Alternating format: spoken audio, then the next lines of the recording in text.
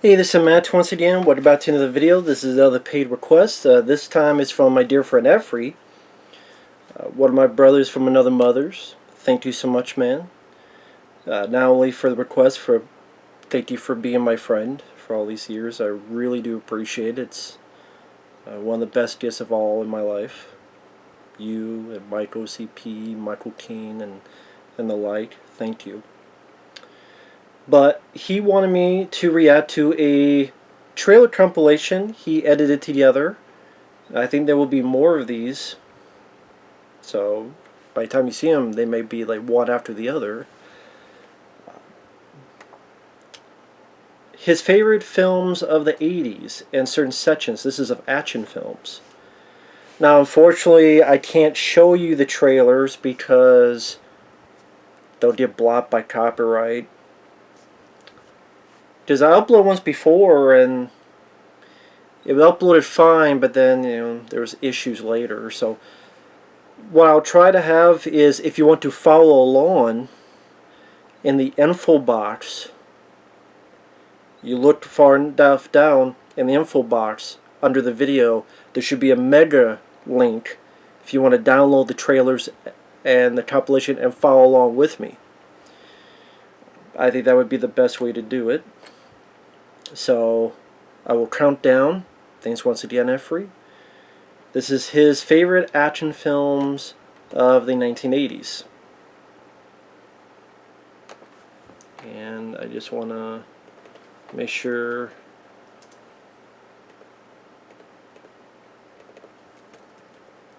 I just want to make sure I get this right and in sync for those who do want to follow along. So I have it opened up. Pause the beginning. I believe this begins with Efree doing an intro and then the trailer. So 3, 2, 1, pressing play. Hello there. Pretty much explaining that he separated into sections, starting with the action.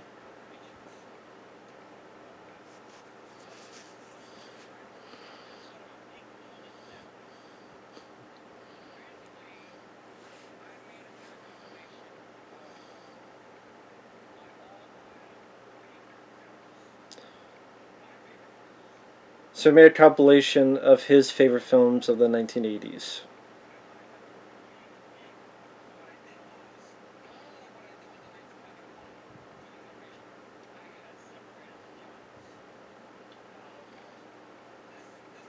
And he separated, again, this one's action.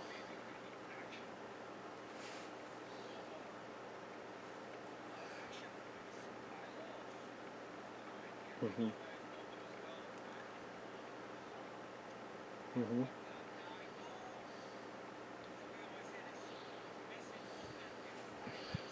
He said there may be some movies listed. There may be some movies missing, but it's his list. Mm-hmm.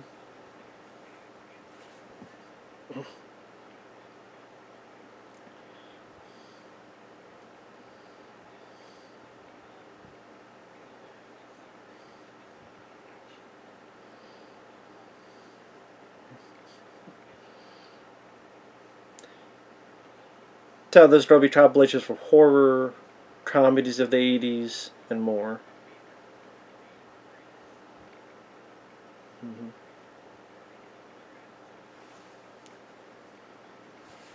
Yeah, I agree. The 90s are underrated too, for action, comedy, and so forth. 90s are very underrated. There's some fan-made stuff in here.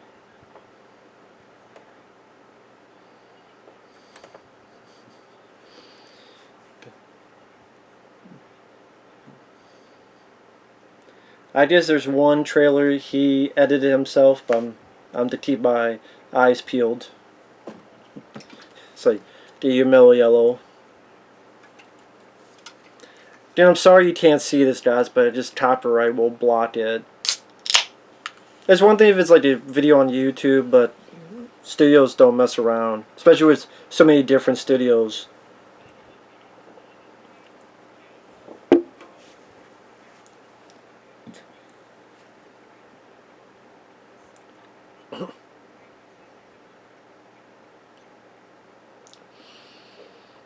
Alright, first trailer starting. It's been approved for all audiences. Steve from New York.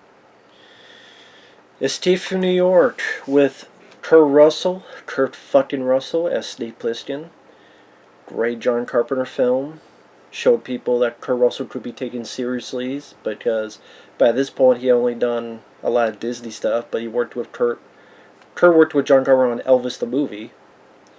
I know the studio wanted Charles Bronson, but John Carpenter stuck to his guns and said, I want Kurt Russell. I worked with him on Elvis the movie. And funny enough, I saw this late in the game. I saw Steve from LA first. And when I saw Steve from LA, I didn't even know it was a sequel until years later. And then when I saw this, I'm like, wow, this film's so familiar and similar. But it's not this film's fault, because the sequel was that design that John Carpenter wanted to do. I think as a kid I liked the Steve from LA more, but as the years come and go, I like this film more.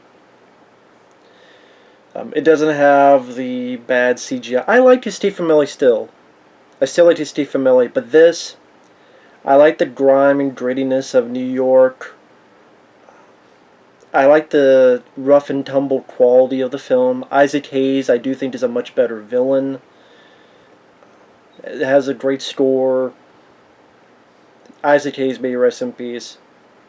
I do like the fight more than a basketball game in the sequel. This, which I believe this guy is a Ox Baker, a wrestler, that Steve Plissken fights. Donald Pleasance, great to see him in there.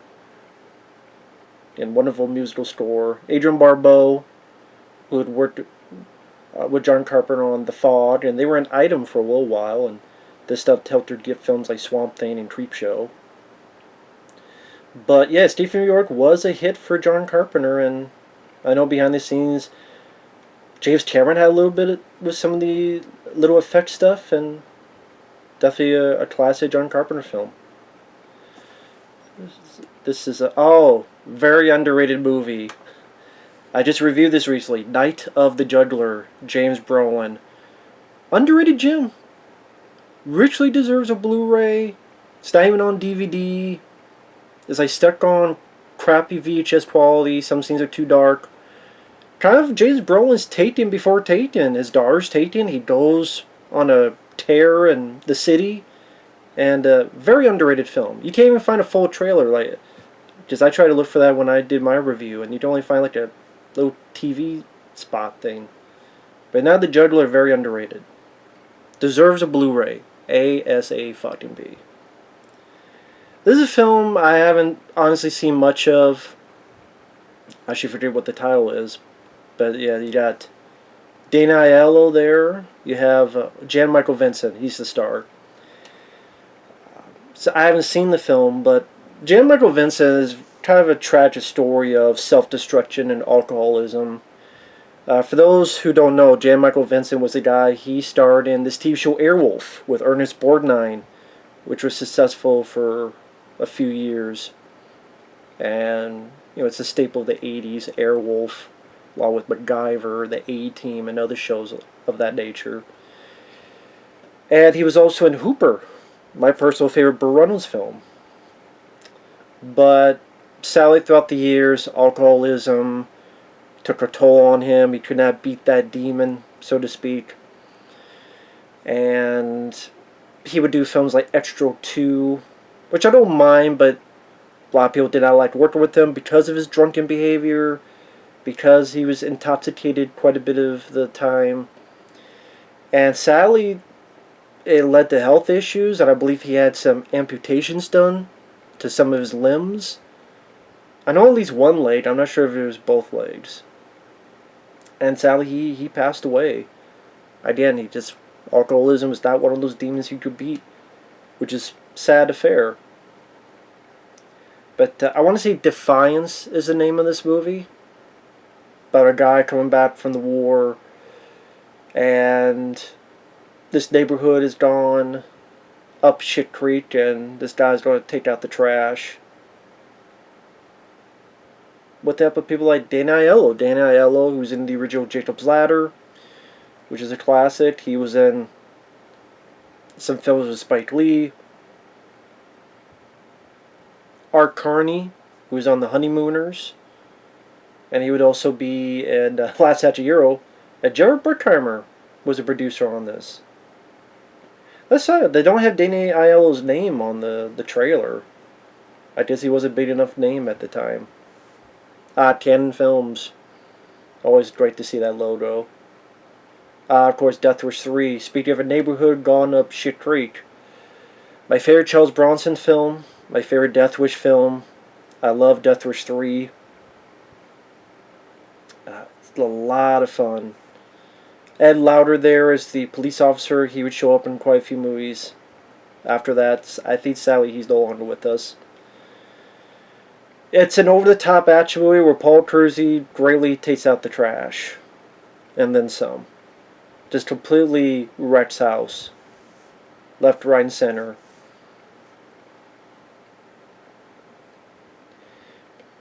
And I mean, come on, he takes out the bad guy with a bazooka. He has this old-fashioned, big-ass machine gun that you need two people to hold. It becomes an all-out fucking war at the end. Like a flat-out war. I mean, completely over the top, but completely fun. They don't make movies like this anymore. Now it would be too unartistic. Bronson just defeats all the gang of New York. He killed all the people, all the prisoners of Steve New York. Charles Bronson killed all of them.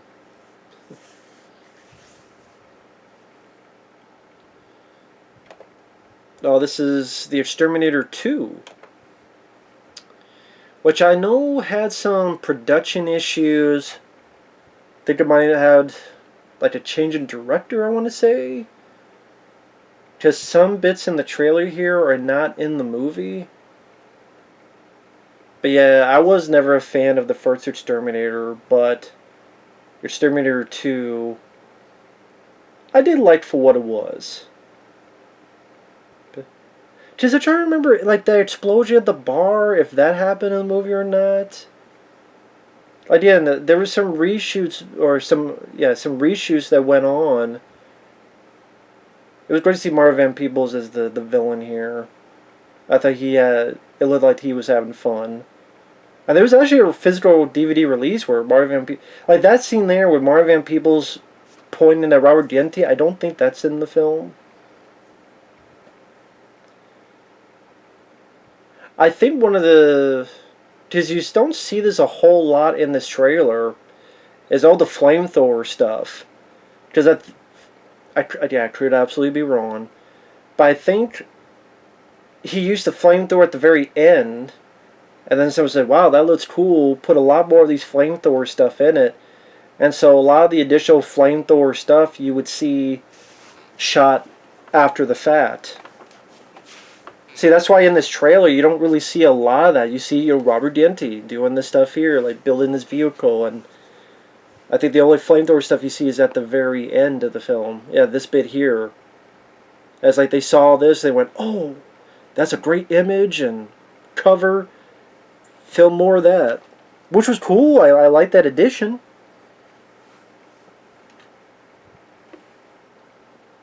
But yeah, now we got Eye of the Tiger with Gary Busey. One of the few films Gary Busey got to star in where he was the lead and the hero. I mean, there were others that Gary Busey got to star in, but to be honest, this is the best one. Again, of the ones that he was the lead, and he teams up with Yaphet Kotto.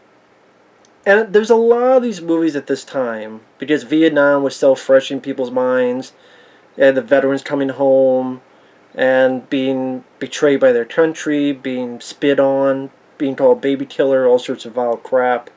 So in a way, it's showcased someone who's had experience in action and firearms. So it gives you, oh, that's the reason why they can handle themselves, but as well as maybe a bit of, they couldn't win that war, but maybe they can win this war. But yeah, Yaphet Kotto from Alien and The Running Man, he gets to be in this. He pops up from time to time, but he does help out quite a bit at the end. Although I wish Yaphet Kotto was in it more. Surprised still that they got Survivor's Eye of the Tiger, because that was known for Rocky 3. And then showed up at the very little bit of Rocky 4. But it's a Rocky 3 thing. It's like, wow, that's a big song. I have to think that was probably expensive, but they were able to get it. Which makes sense for the title of the movie. And it is in the movie, too. It's not just in the trailer. That song is in the movie.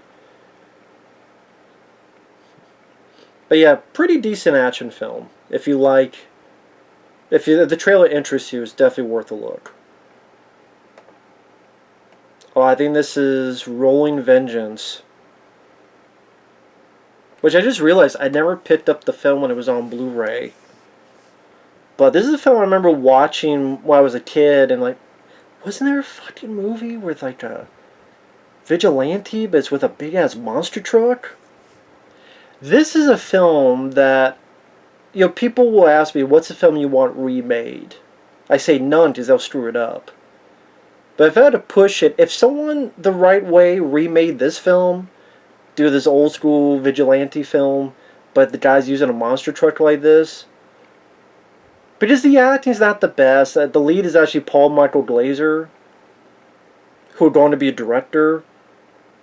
No, not Paul Michael Glaser. No. What am I talking about? That's a different director.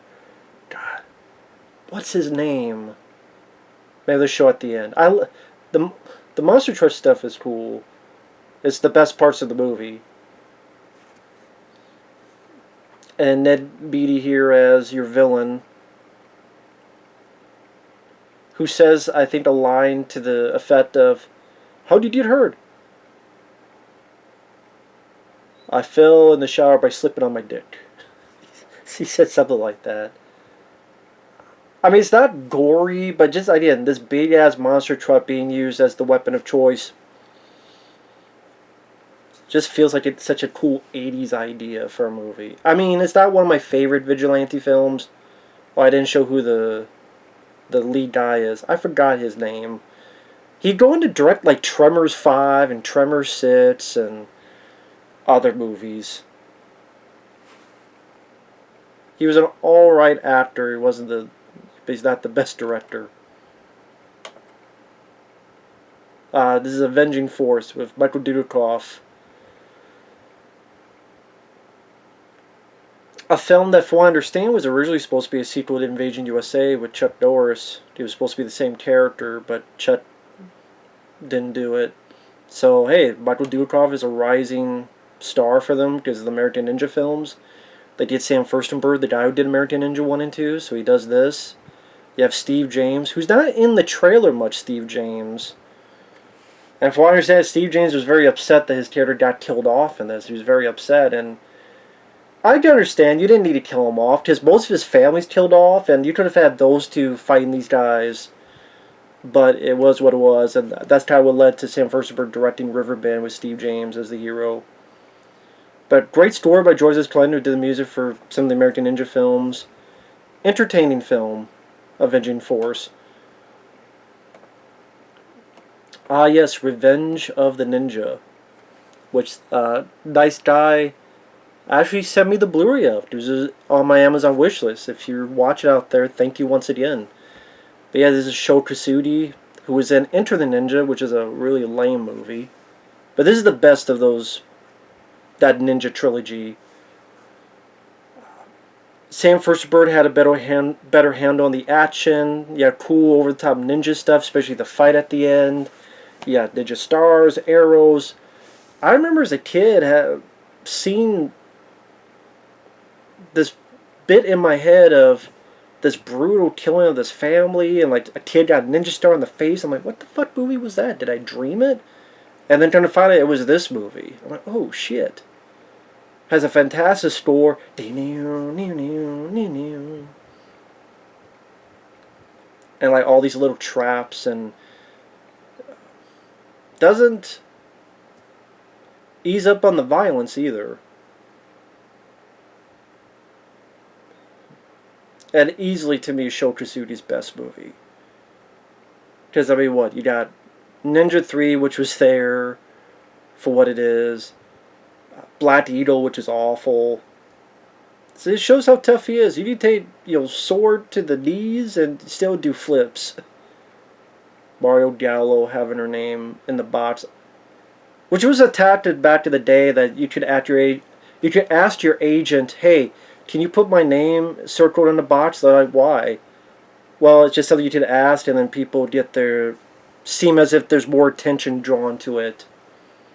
It's like, oh, okay, I don't know if it'll help, but it does draw people's eyes to it. But a lot of times either the actor or the agent asks for that. But this is a film I'm lukewarm on. It's there. I just thought it was a big step down for Revenge of the Ninja. It's not awful. It's way better than Black Eagle. It's better than Enter the Dragon, but Pray for Death. Oh, there's some cool stuff in the finale. But it's like one of those things that seems like you have to wait all the way to the finale to get to the good stuff. Or decent stuff. And even then, it's not as good as Revenge of the Ninja. And this is a film where his sons play his sons. I do love his outfit, but I wish we could see him more in this outfit. It is a cool outfit. I kind of wish he had this outfit in Revenge of the Ninja. Of course, he didn't touch those when he did that kick. That'd be like, oh, I touched it there. But yeah, it is what it is.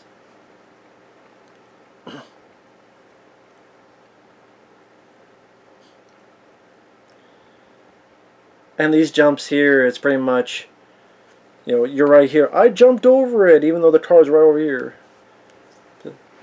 Damn, Sho Kosugi's name is huge in that.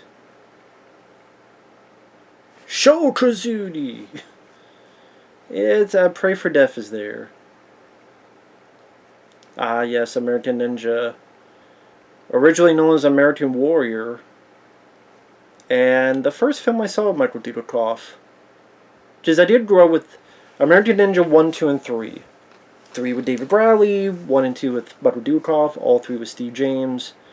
I did grow up with them.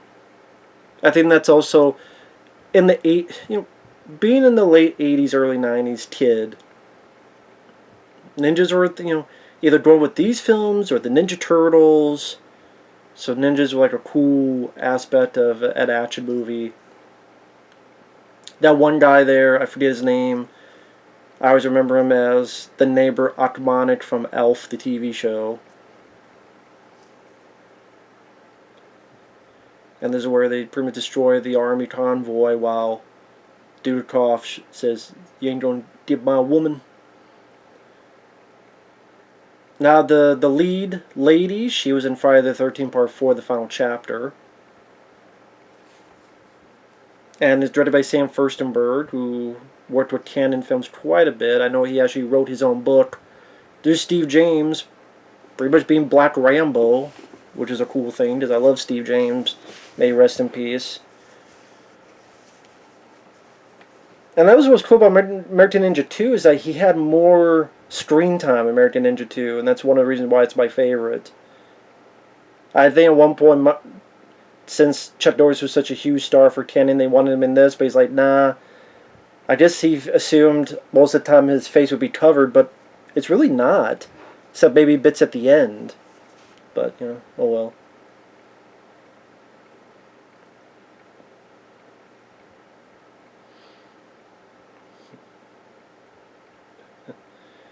But that's the weird thing with Michael Dudikoff, is that, you think of the action heroes like Stallone and Schwarzenegger. They've done a whole variety of movies. And technically Michael Dudikoff has done a lot of movies too, but they only think of him as the American Ninja as we go into part 2, the confrontation. I mean, Avenging Force is good, and some other films like Platoon Leader are fine. But Sam Firstenberg even mentioned, like, they don't even know his name. They just call him, "Hey, American Ninja! How's it going, American Ninja?" I believe the bad guy here was a writer of the film. And he was actually, was it Mike Stone? I could be wrong on that. But yeah, this I would say I liked more. I liked Steve James have a bit more to do, a bit more fighting to do. They have more camaraderie back and forth. I like the change in location, the locale. I thought the humor was fun. Overall, I thought it was a sequel that was worthy and good double feature with the first. Oh, Gary Conway, sorry, not Mike Stone. I apologize. Gary Conway was his name. See, I told you I was bad with names. I'm trying. This is Forced Vengeance with Chuck Norris. Oh, no, it's not. That doesn't look like Rutger Hauer. God, I'm really losing it. Shit. That'll be coming. I got in the canon film phase. I thought it was Chuck Norris coming in with the passport, but no, that's Rutger Hauer. This is Nighthawks. This is Sylvester Stallone film no one really talks about. But yeah, rest in peace, Rutger Hauer. My favorite roles of him are Split Second and The Hitcher. Of course, Blade Runner. Sylvester Stallone looked a lot like Serpico, Al Pacino, his character. You got Billy D. Williams as his partner. And from what I understand, Stallone and Rutger Hauer did not, or at least seemed like Rutger Hauer wasn't really fond of Stallone during the making of the film. Probably a bit of his ego because of Rocky was such a huge hit, box office thing, an Oscar darling that, once you get a bit of that power, I guess the ego gets thrown about. I know there was some post-production stuff going on where there was editing, stuff taken out. I mean, when he kills Rutger Hauer's character, it's supposed to be 6 shots, but they only show 2 of them. So I doubt we'll ever see the uncut version. This did come out on Blu-ray, but there's no uncut version. But yeah, Nighthawks, underrated Stallone film. No one really talks about it, but it's definitely worth a look if you like a bit of a different type of Stallone movie. More of a cop thriller. Speaking of Stallone, First Blood. Based on the novel, which in the novel, Rambo, that character was much more of a violent character because when he goes apeshit on the town, he starts killing people. Like the boy, the fisher, the hunter in the novel, he killed the boy, he killed this, he killed all the cops. It's similar to what The Hunted. The Hunted with Tommy Lee Jones and Benicio del Toro, that's in a way is more of a faithful adaptation of the novel than this. But I get why the change. Stallone's like, no, this make him a likable character. You really feel sympathy for him. He's been beaten down. You got David Caruso back there, going to be in. He was NYPD Blue with CSI Miami. They're going to shave him dry. They're messing with him. They're not leaving him alone. And he's like, well, fuck you guys. I'm going to defend myself and get the hell out of here. And First Blood, from what I understand, like the original cut was like 3 or so hours long, and Stallone hated it. He wanted to buy it and burn it. But you just shave it off. Shave off the scenes where Stallone talked till the end. Very sparse dialogue. And made a tight, solid action classic. Don't push it. Could kill more, could kill you. I'll give you a war you won't believe. Let it go. Richard Crenna as Troutman, who would be in the first 3 Rambo films. Brian Dennehy, may he rest in peace, as Teasel. Teen Shit Cop. Rambo just wanted a bite to eat. I know the original ending, it was going to be Rambo dying, but then it's like, no, you can't. Because Kurt Douglas was going to be Richard Crenna's character, but then Stallone's like, nah, we're not going to have him die, and Kurt Douglas like he should die. And then later on, Kurt Douglas met Stallone again and said, you know what? Artistically, I think I was right, but for you and your box office and the money you made, you're probably right in that. Ah, yes, one of my all-time favorite films, Rambo First Blood Part 2. This is easily in my top 5 favorite films of all time, along with Aliens and Hard Target and Predator 2, among others. This is in my top 5 favorite films. To me, it's an action classic. It's weird saying underrated because it was a huge hit when it came out. Even got 2 thumbs up from Siskel and Ebert, which surprised me. But nowadays, I mean, it gets a low rating, and it kind of gets... No one talks about it, or... I don't know, it just doesn't get the attention I think it deserves as the action classic it is. I mean, James Cameron had a hand in writing the script, and then Stallone rewrote it. There's Charles Napier's Murdoch. And I love the spectacle. I love the score by Jerry Goldsmith. I love the action sequences. It felt epic and grand, and it was a crowd pleaser. It had a good cast. Not just Richard Crenna, Charles Napier. You have Martin Kove, who would be in The Karate Kid. I like the lady who plays Ko. The villains worked well, including the villain who would be the bad guy in the first Beverly Hills Cop.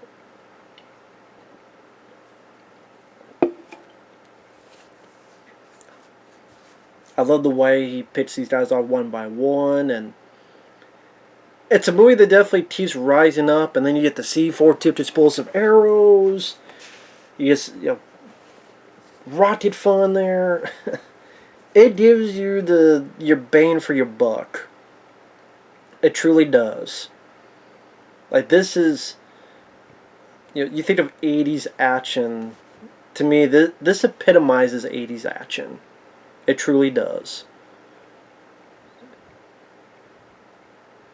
Now, him shooting that gun is definitely longer here than it is in the movie. But, that's because it's a great trailer shot. Rambo, First Blood Part 2. It's like to remind people, yes, it is a sequel to First Blood. Instead of just calling it Rambo 2. Rambo, First Blood Part 2. And then they just went Rambo 3. Also, good lines of dialogue. Murdoch, I'm coming to get you. Again, the money is on the screen. And I know people love Commando more than this. I love Commando, but I do put Rambo 2 above it. And I have a video actually discussing that on the channel. Now, this film, I always love this teaser. I thought it was a very creative way of doing a teaser for Rambo 3, where all these images are shown on the knife. I think it gives a great hint to what's coming for those who want to see this. Once again, it has a great spectacle and excitement. You got the budget was so well utilized in this. I mean, it's on the screen. You got, by the end, real helicopters, real tanks. Your worst nightmare. Such a great teaser. Works so well.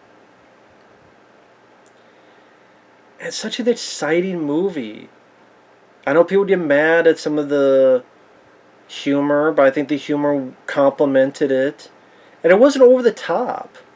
And it's funny, people kept complaining, well, Rambo has no personality, which I disagree with, but that's what they said. Then when they gave him a little hint of humor, which was fine, it wasn't like, let me do the stand-up for, 10 minutes. It's blue light. What does it do? It turns blue. What do you say, John? Fuck 'em. That was a brief bit with Kurtwood Smith, who would be Clarence Boddicker in RoboCop. Actually, he was that the year before. I know the original director was Russell Mulcahy, who did Highlander. But he was quit, got fired, however you want to put it, and then they got this other guy to do it, Peter McDonald. The villain is not as memorable as Brian Dennehy or the villains in Part 2. He was serviceable, but he's not a great villain. But exceptional action scenes. I love the stuff in the cave. He's blowing up helicopters with there you go. Speed of the devil. Again, you get your spectacle, you get your money's worth, and then some. In the day and age where you had to do all this in camera. And sadly, this is a film that when it came out, the Cold War was over. We were, at the time, friendly with the Russians. And it still surprises me that Rambo 2 was such a huge hit, and then just a few years later, this film came out and did not even crack 100 million in the U.S. Worldwide it did, but it didn't even crack that in 100. That's still disappointing to me. But I love Rambo 3. But speaking of a lockup, another film that is a classic, wonderfully. It seems like Stallone. I don't think Stallone's a fan of the film because he never mentions this movie. Or maybe he regrets doing it. Because when this film came out, Stallone wanted to do something different. He wanted to do a change of pace. And I think this was a great film. You have a villain you love to hate with Donald Sutherland. You felt really bad for Stallone's character when this enemy from the past forces him back into this from minimum to maximum security prison. He's dealing with people like Tom Sizemore and what's his name? The guy who was the police captain in Last Action Hero. He's in this as well. Sonny Landham was right there as sort of your villainous prisoner working with the warden. Wonderful music by Bill Conti, who worked on the Rocky films. You have a beautiful song at the end by, I think, Jimmy Jamison, Ever Since the World Began. I think Stallone gave a wonderful performance. There's Tom Sizemore on the left of Stallone. Tom Sizemore would be in films like The Relic, among others. And again, you just felt sorry for Stallone's character. And it was easy to root for him. You have some action bits like here in the finale and the trying to do the prison escape. And again, you watch the film, you go, why was this film such a bomb? Why does this... Maybe at the time, after films like... Well, even then, like, I would say they want action from Stallone, but they didn't go watch Cobra. They didn't go watch Rambo 3. But I don't know, maybe it seemed at the time, after Rocky IV and Rambo 2, people seemed done with Stallone, and it was hard for him to find a hit.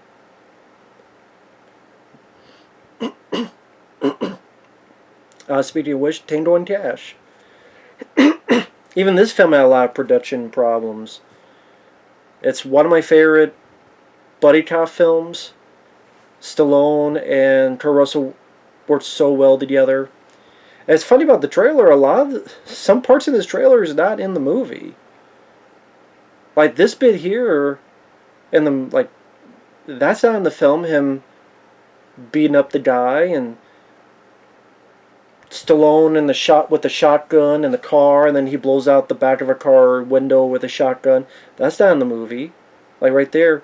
So I believe these were the alternate openings for these characters. I think that was probably the first time we saw Stallone, and then it's like, well, the director kind of got fired, so then they brought in someone else, and then it's like, okay, they're going to shoot bigger action. So I think then they shot the opening with an ode to Police Story, and they shot the car chase. I think it was supposed to be just a little fight with Caruso, the guy.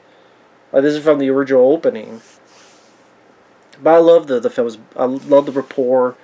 Stallone, Caruso, two of my favorites together at the same time. Great chemistry. It's one of those films we missed out on not having a sequel. But sadly, the film, I mean, did that all right. But at Commando, the 1985, big year for action movies. Rambo 2, Commando, Death Wish 3. Wasn't Invasion USA the same year? I mean, huge year for action. And this film did well, but now there's Rambo 2 and the rivalry between Stallone and Schwarzenegger. Schwarzenegger did not like that. But to be honest, he had more hits in the 80s than Stallone. Because he had this, The Terminator, Predator, Twins. But this is my second favorite Arnold film. It's Predator, then this movie. Wrong. You dead tired. But this is just wall-to-wall escapism action. It is fun. It is entertaining. Mark L. Lester directs it. There's a bit technical flubs here and there. Like this car when he gets this guy. I lied. Like the side of the car is flattened, but when he pushes over and they drive away, that side of the car looks fine now. Like there's little technical flubs. But there's a lot of fun and entertainment value in this. Great stunt work. Love the sequence in the mall.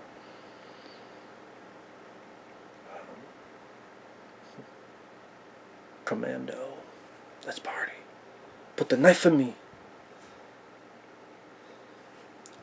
Bullshit. And Commando's a classic.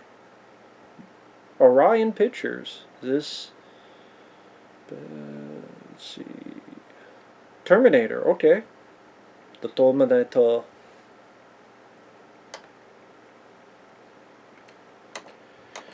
I mean, one more can be said about the Terminator. I love the artwork on that Arnold picture, however you want to. I will say art, but I already said it. We got Michael Biehn. We got Linda Hamilton. Easily the best of the Terminator films, at least to me. Has that horror film aspect to it. Had that grimness of the streets and dangerous. The Terminator felt the most dangerous in this film. I mean, the way this is shot, this impending doom when he rises the laser on the gun, it gets to Linda right there. It just feels like this impending doom, and the way the camera's low. A lot better than if they got fucking O.J. Simpson, like the original plan. Terminator.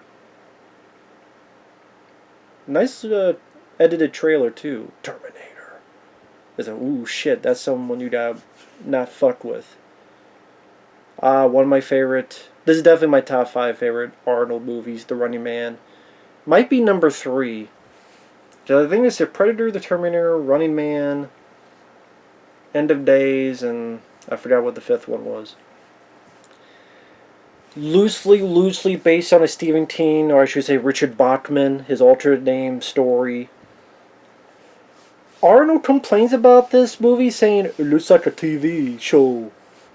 I'm like, no shit, Arnold. It's supposed to be look at a TV show, because it's a show for TV in the future.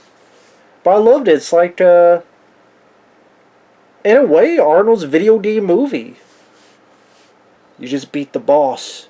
Now you go to the next level. I love these different bosses. I mean, it's definitely inspiration from, at the time, WWF, with the more colorful personalities. Each one has their unique weapon, unique environment. You have Yafakoto, who's an alien, and Eye of the Tiger there. Wonderful one-liners. Need a light? Here's Sub-Zero, now Blind Zero. I love The Running Man. Fucking classic. Classic movie. Sad it never got a good special edition. This is where we're going to disagree on. I am not a fan of Raw Deal. Nobody gives Schwarzenegger Raw Deal. I'll give him a Raw Deal. I don't think this movie's that good. It has a fun ending, but until it gets there, I just don't care about the story. Arnold's character, I I don't even care about the lines of dialogue, about baiting. I just thought this was such a ho-hum story, ho-hum predicament. Like, until the third act, when he's just going to town. I don't know, it just... This is like... It was done better in True Lies. I don't know, I mean... To me, the only part I like is the third act. Which is this stuff here with the machine gun and... The direction never caught me with any sense of excitement. Raw Deal to me is really the most forgotten 80s Arnold film, and I kind of understand why. He pretty much did that as a commitment for Dino De Laurentiis, because he didn't want to be with him, and yeah, it's fine, I'll do this, then I can leave. It was like one of the establishing things. I could never get into Raw Deal. Red Heat I do like. Directed by Walter Hill.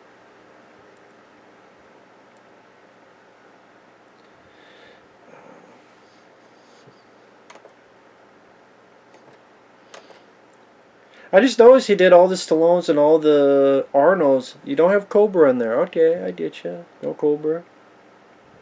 I'll take Cobra over Raw Deal. I'll say that. Arnold and Belushi did work well together. What's interesting about Red Heat as well, if you look up on YouTube, there's Lawrence Fishburne in the back there. An early role with Lawrence Fishburne. But look up the TV spots for Red Heat. It's kind of cool because it's either Belushi or Arnold, new footage, them introducing the teaser, or I mean the TV spot, in character. So again, the TV spots in this is kind of cool to watch on YouTube. But yeah, what made the film work was the chemistry between Arnold and Belushi. And it has a pretty cool bus chase at the end.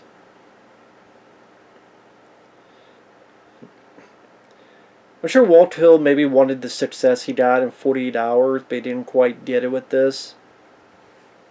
Nice editing there. Red Heat.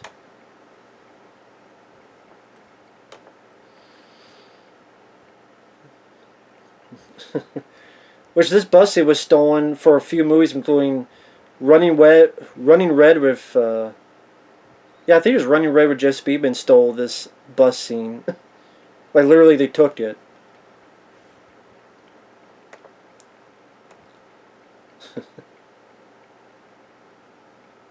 Yeah, Red Heat is a lot of fun. By Terrico, pretty big company at that time, wanted to work with Stallone and Schwarzenegger and stuff. But that's a company that kind of just... They overspent on their budget, so to speak. Lethal Weapon. I mean, one more to be said about Lethal Weapon that hasn't been said. Mel Gibson, Danny Glover. Rest in peace, Richard Donner. Rest in peace to him. Partner. I'm getting too old for these shit. Great way of doing the trailer too. The weird, like, the painting style of Riggs and Murtaugh. I thought that was a nice touch, and I love the music. Well edited.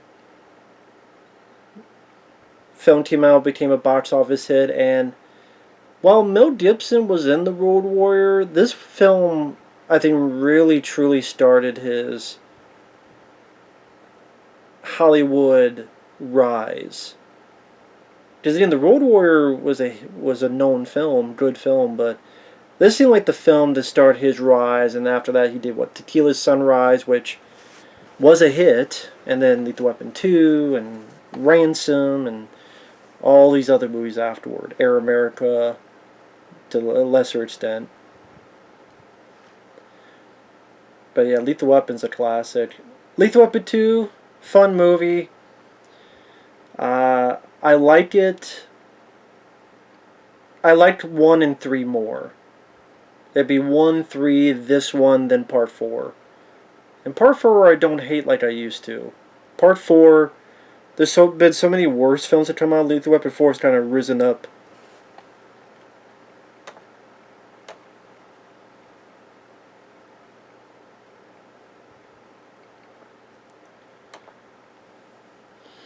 Yeah, and this is a fan trailer because another one bites the dust. I don't think another one bites the dust really works though with Lethal Weapon 2. Kind of a weird song choice.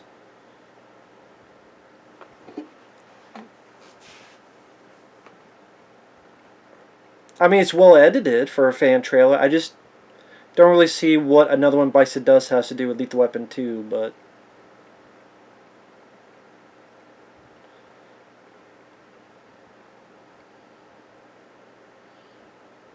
got some good editing here in this part of the trailer with more like serious music.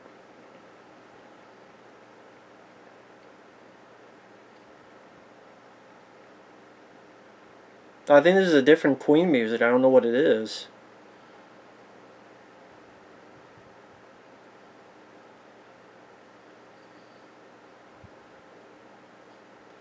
Okay, this music I don't mind. Like, this part of the trailer is pretty good. Well edited. I think this music fits better. I'm not sure what this song is, though. Although I think it's Queen. The thing with Lethal Weapon 2 is that it's just, because of the changes in the script, it felt like an inconsistent tone. Like, the beginning is very funny, and with Joe Pesci, they fucked you at the drive-you. Like, it's very lighthearted. But then the second half is like very, very dark. So it's like from here, it's like, I don't think there's a consistent tone, but it's still great cast, good chemistry, solid action scenes. I still like the film.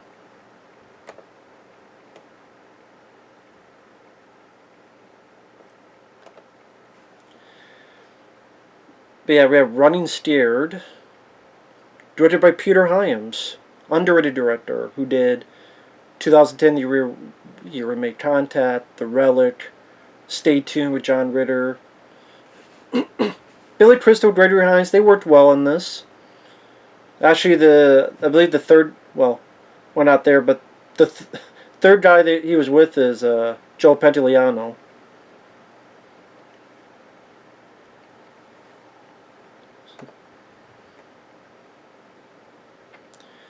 It was cool to see Billy Crystal in this kind of movie because it was very rare. I can't think of another action film that he was in or a part of. I thought this scene where they're on the subway train was a pretty good action bit. But yeah, Crystal and Gregory Hines, the two of them together, definitely the best part of the movie.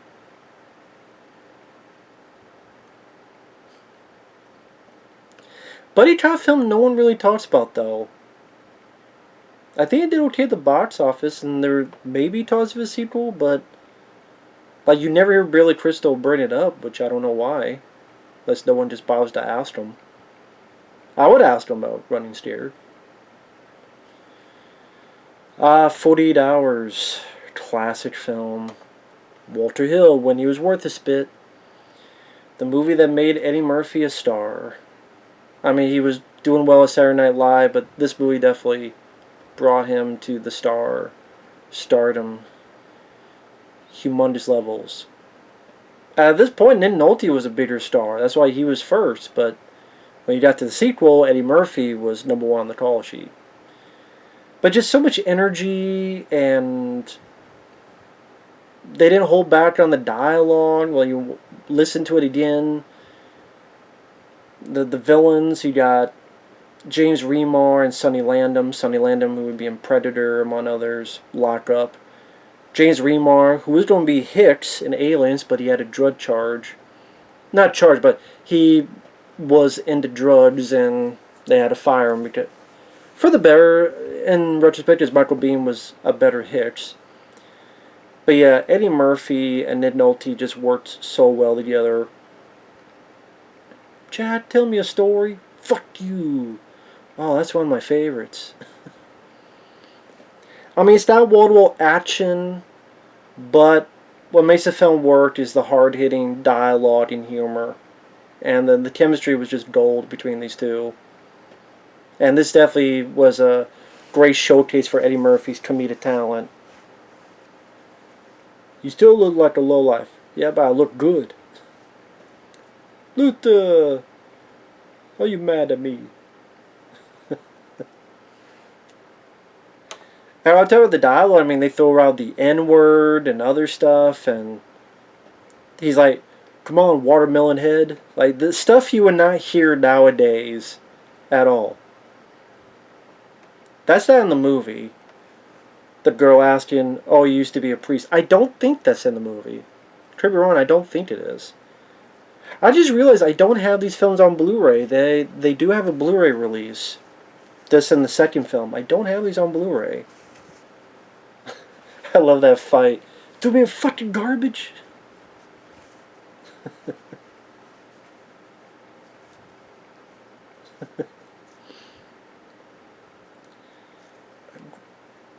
They had a great song. The boys are back in town, which will be used in the sequel, another 48 Hours, which came out in 1990, which I like. Although, yes, it's a bit too much. It's too much like the first one, but I do like it. But this one is definitely the superior of the two. Funnier movie. So, speaking of Eddie Murphy, Beverly Hills Cop. 40 Hours put him to stardom, and this cemented it. Originally meant for Sylvester... Well, I think Mickey Rourke, but then that didn't work out. Then it was going to be Sylvester Stallone, but he wanted to take out the comedy and put in much more action, and call the character Axel Cobretti the Motor City Cobra. So then the producers and the director said, and they were casting, like they cast Judge Reinhold and Lisa Elbacher and this guy, who's would be the villain in Rambo 2, Steven Berkoff is his name. So they cast a lot of them, and then they're like, we don't know, and we want to kind of keep it with the comedy aspect, and okay. And then Stallone left. But he's like, can I take some of my ideas? Cool. So Stallone took some of his ideas and worked into Cobra. And that's why, like, you have Lisa Elbacher, who was going to be the love interest to Stallone, and now she could have still been the love interest, but I always find it funny whenever that scene where the Axel Foley throws the guy over the food tray thing. If you look at the face, the guy looks more like Richard Pryor than Eddie Murphy. It's like clearly not Eddie's face. But this is a great movie, Beverly Hills Cop. I never know which I like more, this one or the second film. Because I would say Beverly Hills Cop is funnier, but the second film is a better action movie. So it just depends what you're in the mood for. But Beverly Hills Cop 1 and 2 are both great. Great soundtrack. The actual theme, like Harold Faltermeyer did a wonderful job on the score. Love the other two cops, Judge Reinhold and John Ashton. Great support work for Eddie. Wonderful dialogue. You're not gonna fall for a banana tailpipe? Come on, you gotta get some more boom in your voice. Like, hey man, I ain't fall no banana no tailpipe. You've been hanging out with this dude too long. Or, I got thrown out of a fucking window. What would happen if I got thrown out of the street, huh? Jaywalking? Beverly Hills Cop is a classic movie. Huge hit for Paramount. Huge hit. And I bet this is the sequel. Yes, with Brigitte Nielsen, who was Stallone's girlfriend for a while. There's Dean Stockwell, may he rest in peace, who was in Quantum Leap, among many others. Was it Jurgen Prochnow as the main villain? Go deep, deep, deep, undercover. This is still a funny movie as well.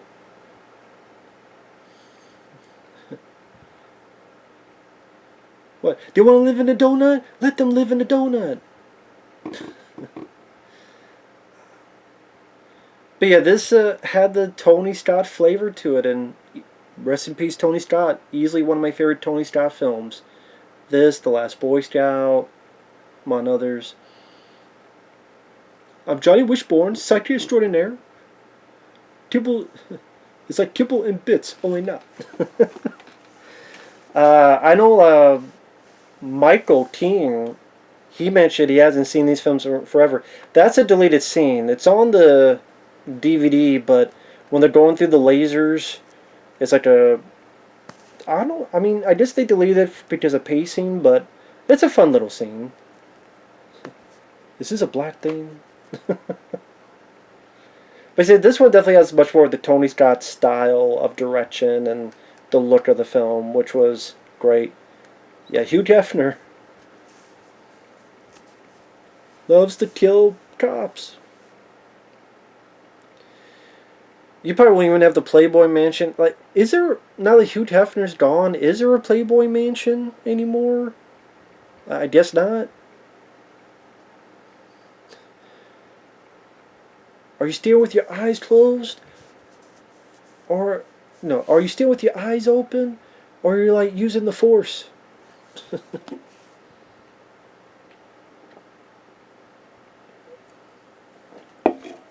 No, I think, are you staring with your eyes closed, or are you, like, using the Force? Also, it's nice some development on Judge Reinhold's character, that you find out he's much more of an action fan. Like, he's got posters of Rambo or Cobra. Like, he's got a poster of Cobra, and when he absolutely blows up the truck with the bazooka, and he's got all these guns. Like, that was a nice little addition for Judge Reinhold's character.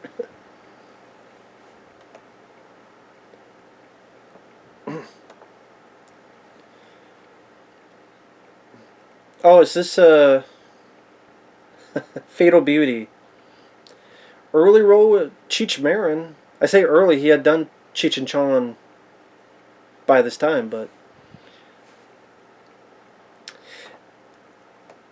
I remember watching this again after a long while, like a year or so ago, and I was pleasantly surprised. This is, I think, a underrated film. There's Charles Hallahan, who's in John Carpenter's The Thing. He was the victim with the paddles, and his stomach opens up. A Whoopi Goldberg action film, pretty much trying to be her version of Beverly Hills Cop. Partnered up with Sam Elliott. Bad guy's Brad Dourif, who would be the voice of Chucky. And it's directed by Tom Holland, the guy who directed Fright Night and Child's Play. He did Child's... I think this was in between Fright Night and Child's Play. And in fact, I think this is where Tom Holland met Brad Dourif and then used him for the voice of Chucky in Child's Play. So maybe without this film, you would never have gotten Brad Dourif as the voice of Chucky. But I thought Whoopi Goldberg, she had some funny lines of dialogue. She had some nice little emotional moments. I thought the action in the end was pretty cool. It took place in this mall, all this stuff blowing up in between, hide and seek in these stores, department stores. Well, you don't shoot it. I would say this is definitely one of the better, more underrated Whoopi Goldberg films. My favorite is Jumpin' Jack Flash, but this, I think it's better than its reputation. I think originally Cher or someone else was going to do it, but I think Whoopi Goldberg was a better choice. Shakedown, another film with Sam Elliott, but also Peter Weller. Directed by James Glickenhaus, who did the first Exterminator. He did that one with Ken Wall that I forgot what the hell it was called. The Soldier. And I always thought this was a good trailer. It has a great usage of Jimi Hendrix. Like, I love the editing on this.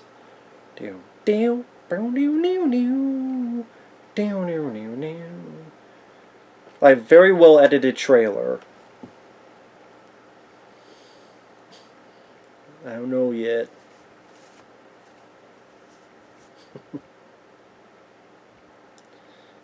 You betcha. Now, they give away the entire ending because everything with this plane is the entire ending of the movie. So it's like, they give away a lot of the stunts in this trailer, I will say. Like, that's a great stunt, hanging off the sign. The the roller coaster bit, very cool. Because not many action films have a scene that takes place on a roller coaster, and then the roller coaster goes off, which they put that in the trailer. Excuse me while I da da da.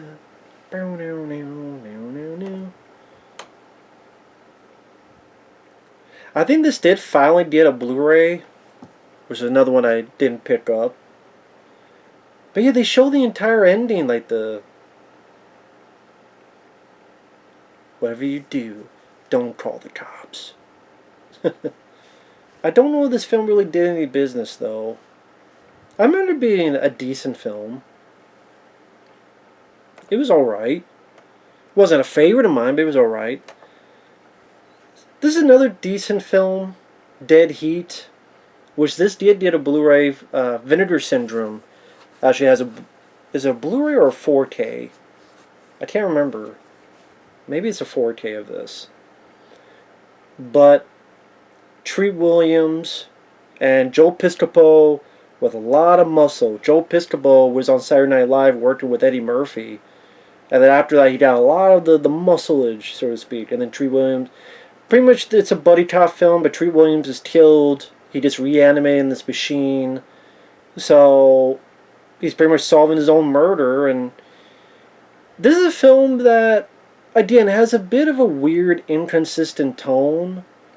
Because the first chunk of the film is kind of a fun buddy movie. I mean, you have this crazy scene with all the food in this butcher shop coming to life. Definitely one of the more unique scenes in the film. But then it's like, oh, spoiler, oh, Joe Piscopo dies, and the one girl dies, and then she, like, melts in front of them. And so now they're both zombies, but Joe Piscopo's a bad guy, but then he helps out, and then they wander off, and they're going to die, or melt, or dissipate. I'm like, what the fuck? Mark Goldblatt, we're going to direct The Punisher with Dolph Lundgren. I don't mind Dead Heat. It's just not a film I rewatch a lot. The Hidden, which has a Blu-ray, but I don't know why it's only on the Warner Archive, which is like, remember when we had DVD-R? Think of that in Blu-ray terms. That's what Warner Archive is. BDR. The Hidden streams a Stream Factory release, Arrow Video release. The Hidden's a damn good movie. You got Kyle MacLachlan, who's in Dune, the 80s one. You have Michael Nouri. Directed by Josh Shoulder, who did Nightmare on Elm Street Part 2. Fast-paced action film with his body snatching motif. Where whoever this alien snatches, they love the fast. This alien loves fast cars, rock music, guns.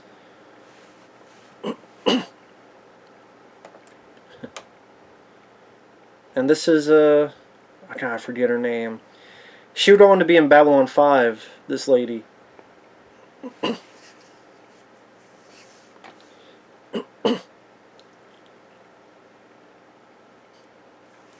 think this is another one that Siskel and Ebert gave 2 thumbs up. I like this music in the trailer. That motif, that da da da da da, that drumming, da da da da da, when the hidden pops up. It's like to keep people in tune that part of this is a horror movie as well as an action film.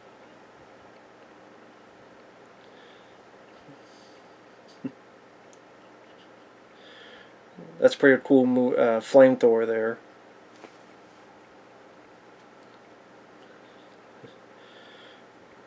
And don't bother with the sequel. The sequel's dog shit.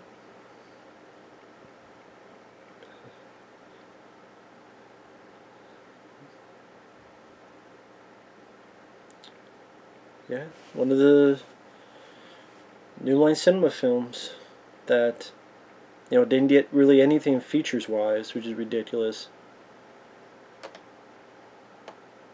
Oh, Alien Nation. I mean, in a way, it's kind of Bright before Bright. While that was more fantasy creatures, and this is aliens. But I mean, you may say it's on the nose, but it's a take on racism. And it was also a nice buddy cop film on top of that. James Caan, I think, did a wonderful job. As did Mandy Patinkin. I think like Brian Thompson is one of the... I think that's him there, Brian Thompson, who's the villain in Cobra and Mortal Kombat Annihilation. I think Terrence Stamp from Superman 2 is a villain as well. I know James Caan hates the film because someone was like asking him this. It's like, well, fuck you asked me about that shit. It's like, because it's a good movie. I don't know if like James Caan thought the guy was going to make fun of him. But it's like, no, this is a... I mean, it's a film no one talks about, but it works well and it's action thrills. It's a nice take on racism, as obvious as it may be. And it works for decent enough buddy cop film. I mean, I think it's a pretty solid movie. I think film no one really talks about or brings up. And they got a decent amount of like TV show, TV movies on after that.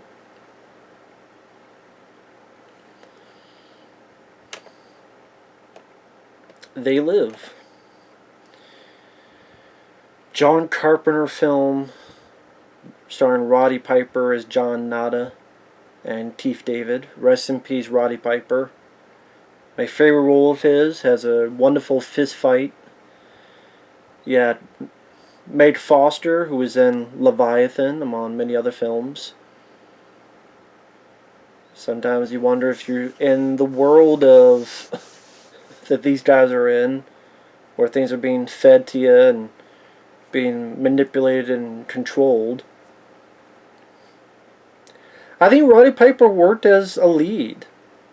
And it's sad that this film, when it came out, like disappeared quickly, which I don't understand why.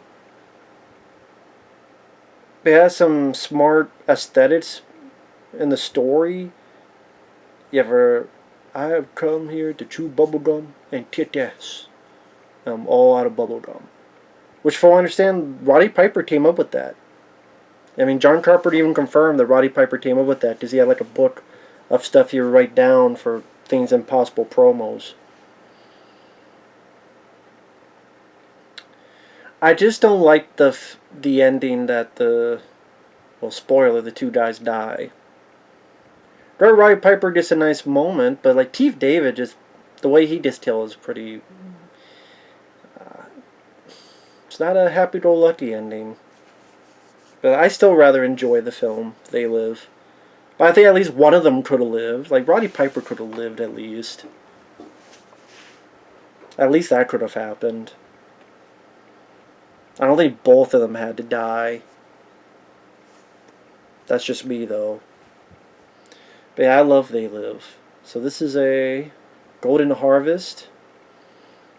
I'm guessing Jackie Chan movie. Yep. Oh, is this Battle Creek Brawl? Yeah, I think it's Battle Creek Brawl.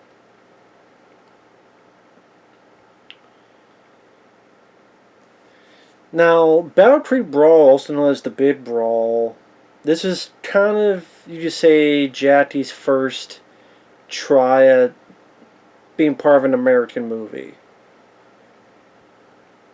There's Mako, who is in Conan the Barbarian as the Wizard and Conan the Destroyer.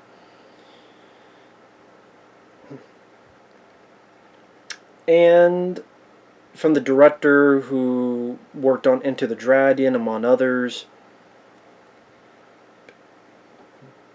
But I know Jackie wasn't happy with the experience. I guess he didn't feel as if he got to control the fights as much as he did overseas, like in his own home country.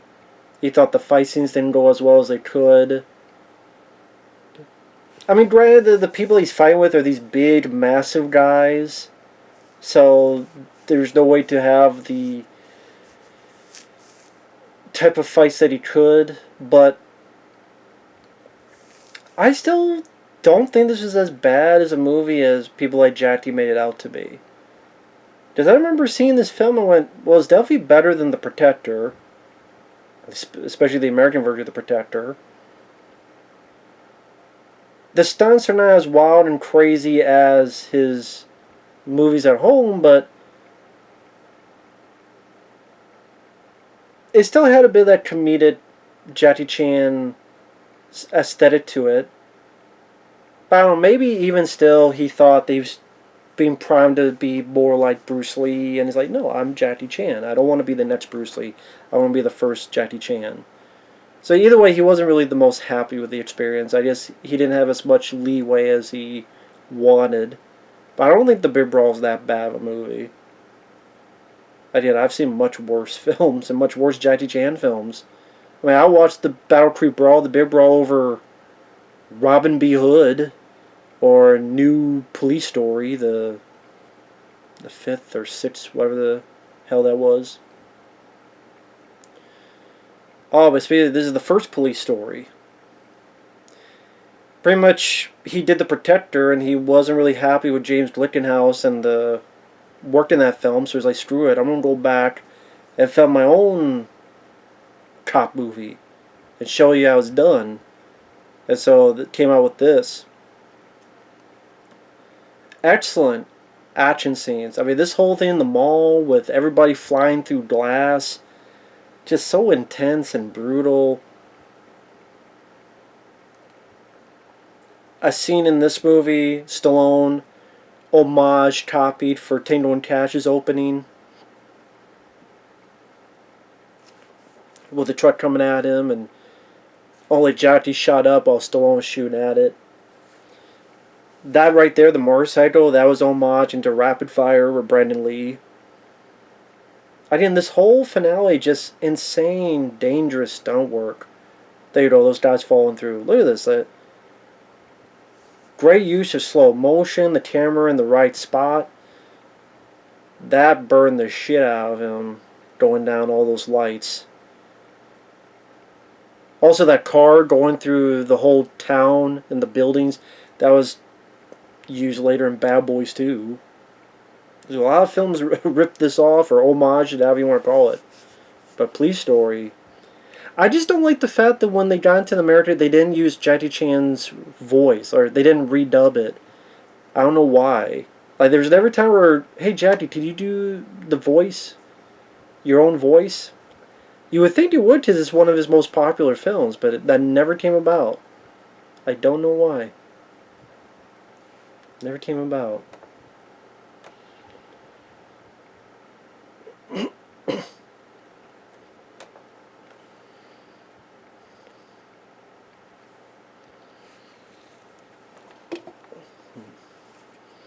But I don't know what this film is.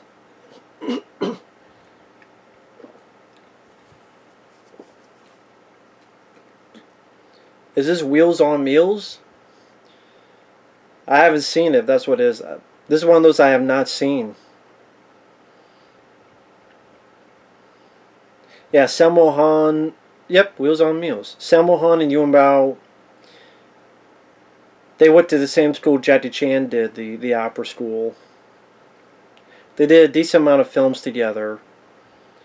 And like Sammo Han and Yuen Bao, they were together in this very good flick called Eastern Condors. If you've never seen Eastern Condors and you like action films, you gotta watch Eastern Condors. I think this is the film I've seen the scene with him and Benny the Jet. Jackie Chan and Benny the Jet. Yeah, this is the scene here.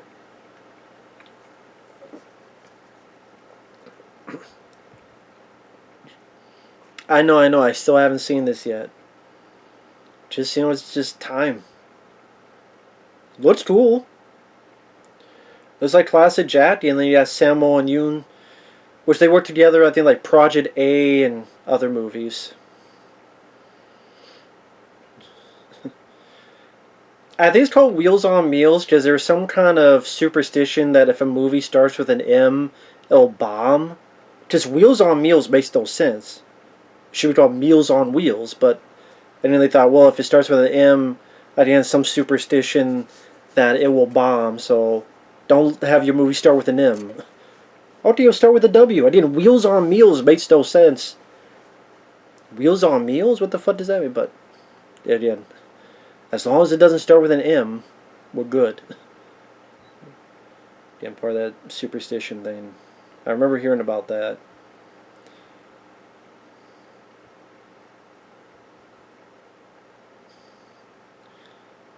Yeah, I think I might have seen this film once.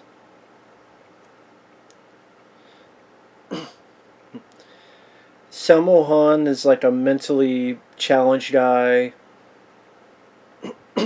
Jackie has to take care of him. But it's also the attribute as well. Is it My Lucky Stars or... I can't remember what the movie's called.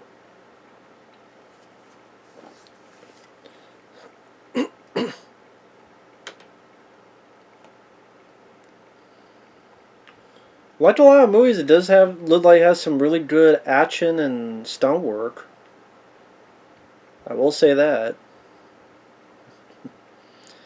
Will he give up? Of course not.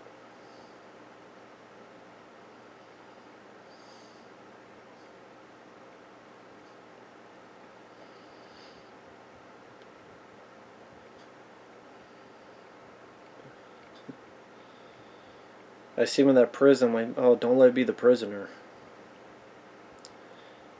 Yeah, Jackie Chan and Sammo Hung.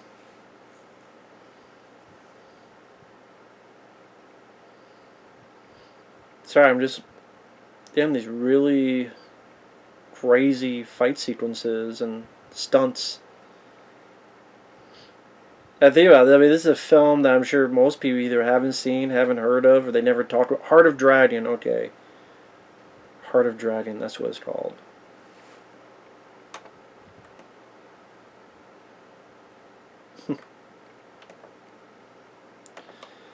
A Better Tomorrow 2. The John Woo film.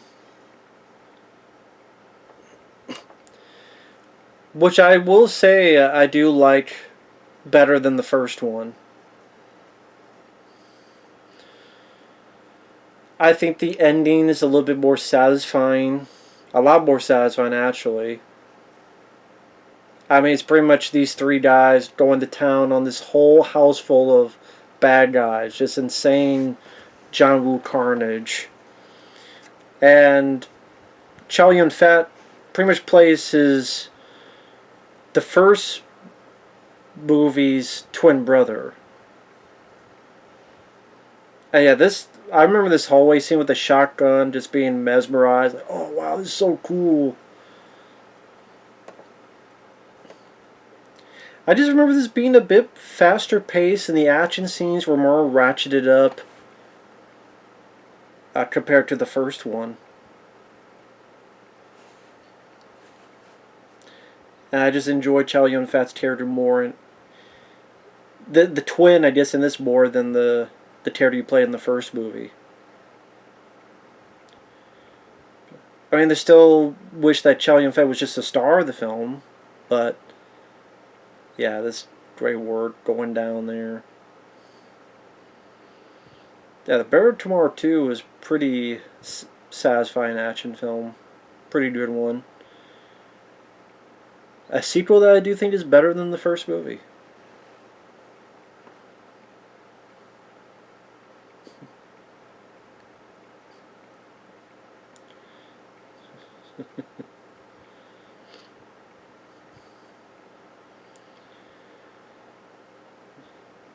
Yeah, you tell Chow Yun-fat's like, yeah. That's pretty much the ending of the movie. That's like the final shot. Those three sitting there with all the dead bodies around them. That's literally like the final shot of the movie. So they gave that away in the trailer.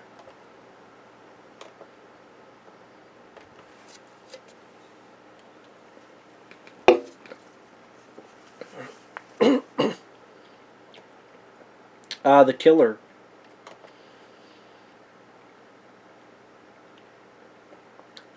One of of the 10 best films of the year. Starts over the top, then blasts through the roof. It takes your breath away. The Village Voice. Yeah, I mean, it's definitely a great usage of action in John Woo. The damnedest scene I've seen in years. Guaranteed the team on the most jaded movie doors palette. Houston Post. Yeah, I mean, you see a lot of action films, and you see this, you go, whoa, what the fuck? And then he would get better with, Hard Boiled, which was in the early 90s. The combined energy of the Road Warrior, Robocop, and the Terminator. A film concocted with nitroglycerin. Still doesn't have a great release in the U.S. But yeah, and the cop is Danny Lee, is it? The guy from Inframan. Although, yeah, Danny Lee. I think sadly Danny Lee has passed away. I could be wrong, but I think he has passed away, sadly. Yeah, I could be wrong on that, but yeah, The Killer is a damn good action film. Just if you like action, like shootouts, it's definitely worth a look. Let's see, D&B films. See, this is a foreign film.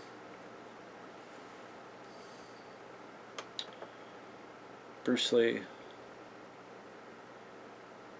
Okay, 1971.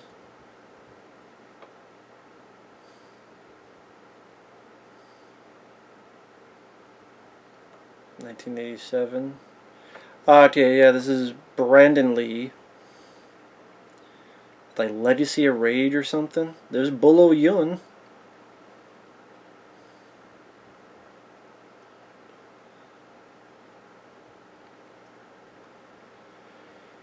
You could tell in this movie they pretty much said, hey, act like your dad. At least that's what it seemed like to me. Like the pointing, they even like the haircut, like they really try to make him look and act like his dad. Also, I mean, the fact that it's not Brandon Lee's voice, so it takes me out of the movie, I can't help it. Because I know how Brandon Lee sounds, and he's talking. It's like, why did they dub him in the first place? I don't understand why they would dub him in the first place. It just makes no sense to me. So I'm like, listen to him, but it's not his voice. I don't know, just for me, I prefer Rapid Fire. I prefer Showdown Low Tokyo. I would say I prefer The Crow over this. The story didn't do much for me. Again, just felt like the director said, "Could you act like your dad, please?" Instead of letting him be his own man. But I mean, that's just me. So I'm not. This. I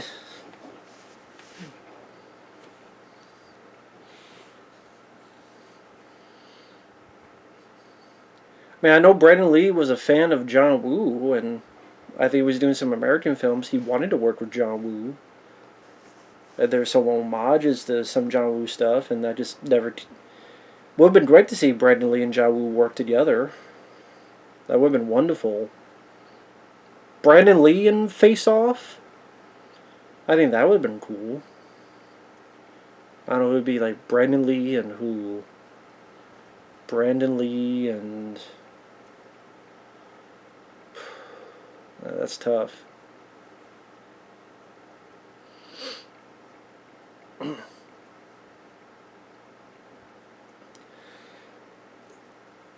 Mark Dacascos. There you go.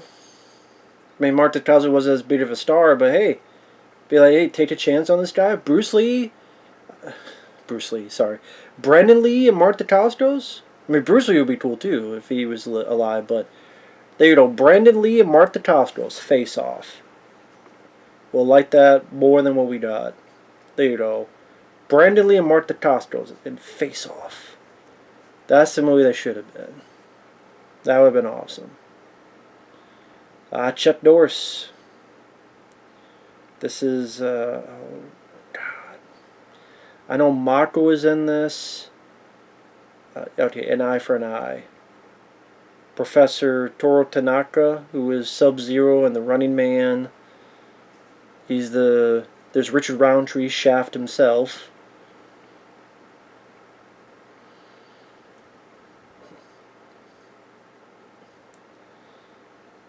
Yeah, I forgot Christopher Lee was in this.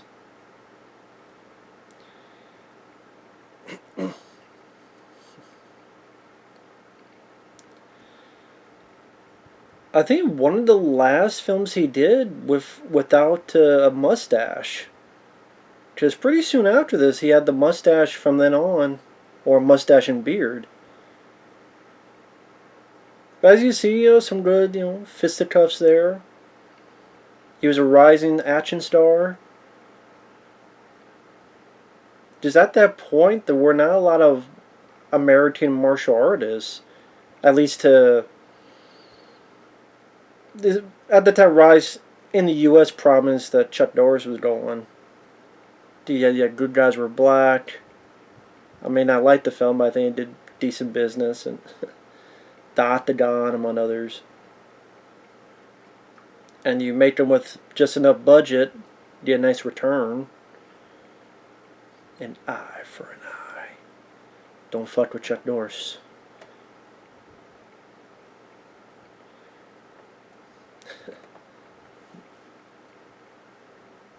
This is Fourth Vengeance. This is a film that's a lot of times kind of Chuck Norris just kicking the shit out of everybody. Well, get the shit out of this person, get the shit out of this person. I mean, technically that's not true. Just the first 20... Yeah, obviously, the first, half of the film, it builds up. But after a certain point, it gets and it's just... it feels like every 5 minutes just getting the shit out of everybody.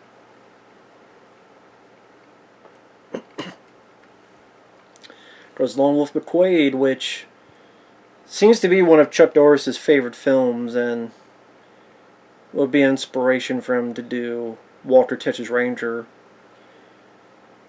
I think he wanted to do this as a TV show, but couldn't get the rights, so then he'll play a Texas Ranger, but it's just between Walter Texas Ranger. But yeah, him versus David Carradine. You do wonder, okay, if Bruce Lee was alive, maybe Bruce Lee would have been the villain. They'd be like, okay, you got to kill me and Return the Dragon. Don't return the favor.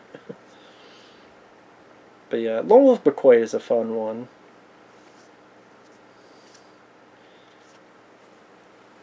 Invasion USA.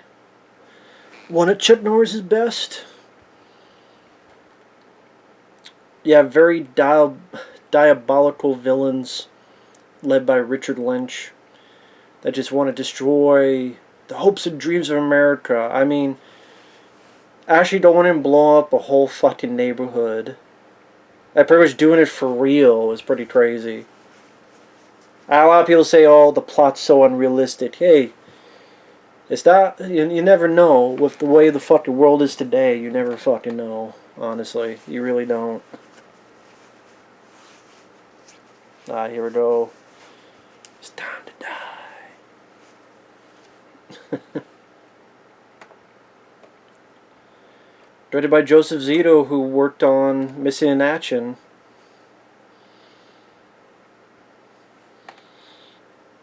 Didn't work, huh? Now it will. Send me a postcard. Just Chuck Norris is a badass in it. 1985, the year of Commando, Rambo II, Death Wish 3, a lot of badass movies in that year. Awesome film, Invasion USA. Definitely one of Chuck Norris's best. I would definitely say that's in the top 5 Chuck Norris films, Invasion USA. Classic movie. Yes, there was editing involved, so you're like, well, how the fuck did, you're like, wait a minute, how the fuck did that and that and that, how did Chuck Norris find this person? How did he find out where this bad guy was at? Because that stuff was cut out, so it just seems like Chuck Norris just magically appears. But you know, it works for the film. But now we're in Delta Force. Robert Forster, may rest in peace. He plays the main villain here. A lot of old established actors like Shelley Winters and George Kennedy as the prisoners. I know a lot of people don't like the film, and I can understand where the first half is this. It's this. I mean, the first half of the film is this with the prisoners, and then it's the second half when the action kicks in.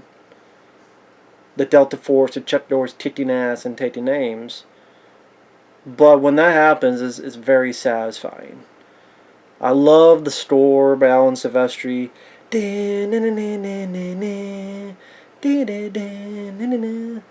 Sleep tight, sucker. Lee Marvin, I thought it worked well. You also have Steve James. Loud and clear.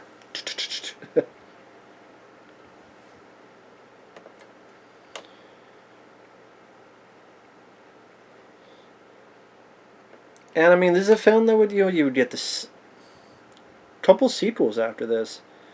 Yeah, Menhem Golan of Golan Globus, the higher ups of canon, one of the films he got to direct along with Over the Top with Sylvester Stallone.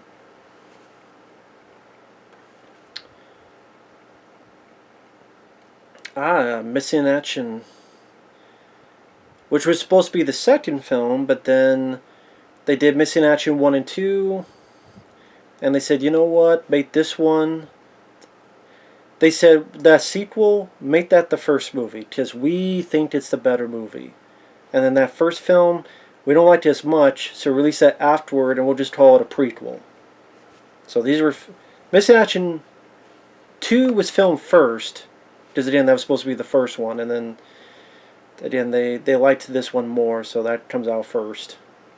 Technically, it beat Rambo and the guy going back to rescue POWs, because this was 84. But technically Uncommon Valor beat them, because Uncommon Valor was 83. But, I mean, I know Chuck Norris' brother died in Vietnam, and this Missing Action film, so, I mean, they're action, they're escapism, but it feels a bit more personal to Chuck Norris. So I'm surprised, like, no one just sat down and just talked with them. Hey, let's talk about Missing Action. Just on YouTube randomly, a podcast, Skype, whatever, StreamYard, whatever. Like, come on, man. Chuck Norris has time. I mean, he's retired. It's like, people are afraid to ask him or what? But yeah, Missing Action, did well. And they already had a film in the bag, so that's Missing Action 2, The Beginning. Which always gets a bad rap, but I never thought it was as bad as people made it out to be. Never did.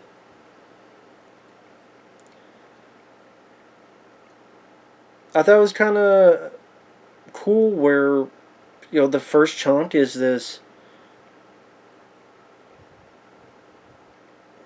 kind of, almost grisly prisoner of war movie where you really feel for the good guys and you really hate the bad guys, where you got rats and sacks trying to bite Chuck Norris' face and his friends being burned up, and it makes the payback better. Whether this fight here against Sun Teko, whether it's when they're battling all the Vietnamese villains, or using a flamethrower to get the job done. There you go.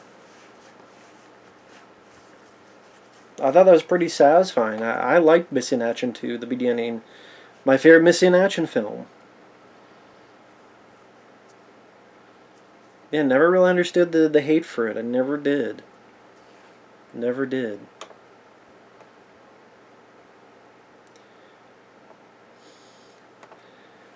Now, Missing Action 3... Now, from what I understand... Because I remember watching this and going, wait a minute, the timeline doesn't seem right. But from what I understand, they wanted to ignore the second film. So, in this movie, the second film doesn't exist. I remember reading that up somewhere, that when they did this movie, they wanted to ignore the second film because people didn't like the second film. So, apparently the only film that exists in this movie's timeline is the first movie. So again, for those like me confused about the timeline compared to this and the second film. This is my least favorite of three, but I still like the film. It still has some satisfying action sequences. Chuck Norris kicking ass.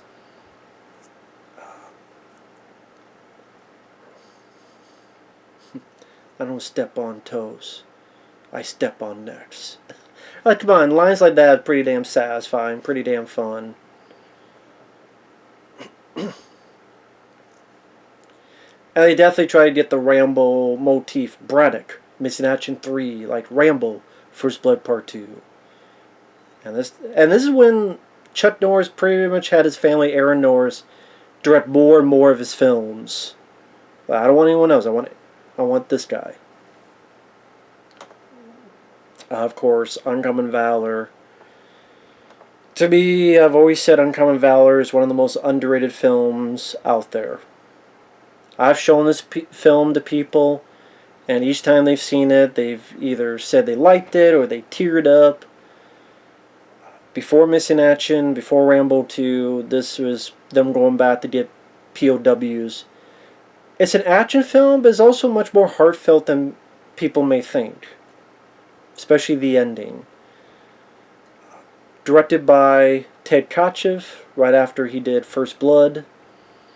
Excellent cast. Gene Hackman, Patrick Swayze, may he rest in peace. Reb Brown, Fred Ward, may he rest in peace.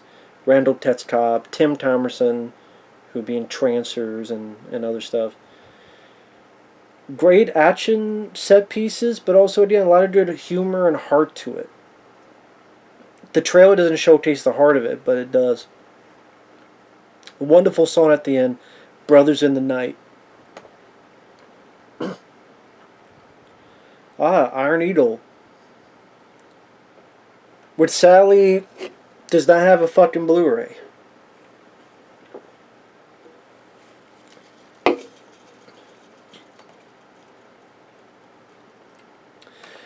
And this also has Tim Thomerson,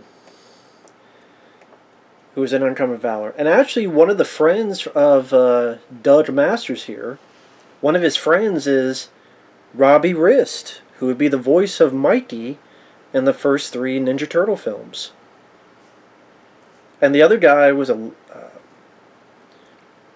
Larry B. Scott? He was in Revenge of the Nerds, I believe. Yeah, but pretty much Doug Masters, this character here, his father shot down. No one's going to go in for him. In a few days, he's going to be executed. So Doug wants to find a way to save his father. So he gets the help of Louis Gossett Jr. here. Which, after An Officer and a Gentleman, he got roles here and there. But this is like the franchise that became Louis Gossett Jr.'s franchise. Because they did, 4 Iron Eagle films? 4. And yes, this is the film that beat out Top Gun in the theaters to the point when you see the poster is clearly trying to be like Top Gun. But it came out quite a few months before Top Gun. This came out like January or February, while Top Gun would be in the summer. And yeah, some good Queen music. One Vision. Yeah, here you go, One Vision. Like that they put in the trailer. I also love the song Never Say Die, Iron Eagle. Queen didn't do that, but it's another song on the soundtrack that I love. I'll be honest, I always liked Iron Eagle more than Top Gun. I don't mind Top Gun, but I was more a fan of Iron Eagle. And this deserves a Blu-ray. Why the fuck does it not have a Blu-ray? Especially with Top Gun coming out. Like, come on, Top Gun's out. Put a fucking Blu-ray of Iron Eagle. For fuck's sake. Well, this is No Retreat, No Surrender 2.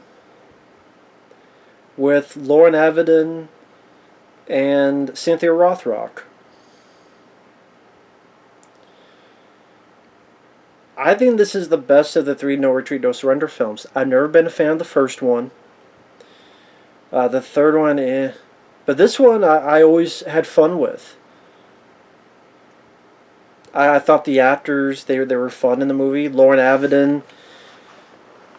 A nice little story. When I did a review of King of the Kickboxers, I don't know if the review's even still up, but I did a review and I got a comment. It was from Lauren Avedon. He was very kind. And he talked a little bit about the film and, because in the film, and King of the Kickboxers was like, this is weird thing where he does this stream.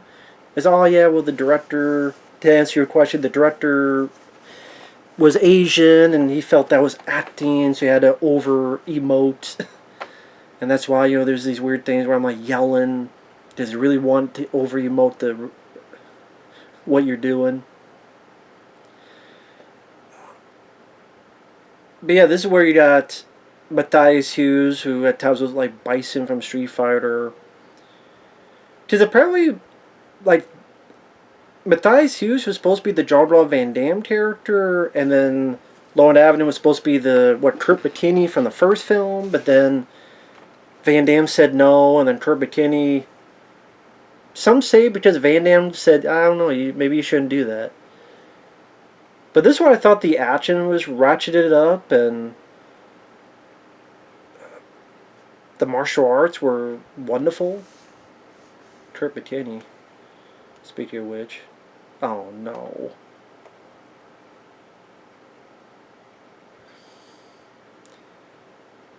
Not No Retreat, No Surrender. This film sucks. It's cool to see Van Damme as a bad guy and to see his skill. Showcases how agile Van Damme is. Like, beautiful work. The drop kick, the splits there on the ropes. But that's the only thing worth a shit. I think the songs suck in this movie. I think Kurt McKinney sucks in this movie. I think the story sucks in this movie. And I'm an 80s guy. I love Cobra, Commando, Rambo films, Chuck Norris films, Above the Law, Cyborg, Bloodsport, Kickboxer, Blue Thunder, tons of others. Death Wish 3, Firewalk, Revenge USA, the list goes on and on. No Retreat, No Surrender 2 I liked, but this one, it sucks. It's just, other than when Van Damme gets to show his skills. That's the only thing. I think Kurt McKinney is not that good of an actor. The fact that it's fucking Bruce Lee's ghost training him is so fucking stupid. And the guy looks nothing like Bruce Lee. He looks more like, I don't know, Sonny Chiba than Bruce Lee. He doesn't look like Bruce Lee in the slightest. Fuck, Kurt McKinney looks more like Bruce Lee than this wannabe Bruce Lee. Kurt McKinney's talented martial arts, I'll give you that. But just that Bruce Lee is that bored as a ghost that he's got to teach this fucking jamoke. And this is a guy that enjoys silly Bruceploitation films like Enter the Game of Death and the clones of Bruce Lee, but they're fun for what they are. People love the soundtrack to this. I don't know why. I don't think there's a damn song worth of shit in this movie. I love soundtracks to Brad and Rocky 4 and Over the Top, but the soundtrack in this, I think the songs suck ass. The soundtrack sucks ass. Yeah, you get better. Yeah, and your career went nowhere, Kurt McKinney. Your career went into the dog shit. The guy, no retreat, no surrender. There you go. Such a weird thing to say, too. We just said because that's the title. Everybody, let's show most of the fights so you don't have to see the fucking movie.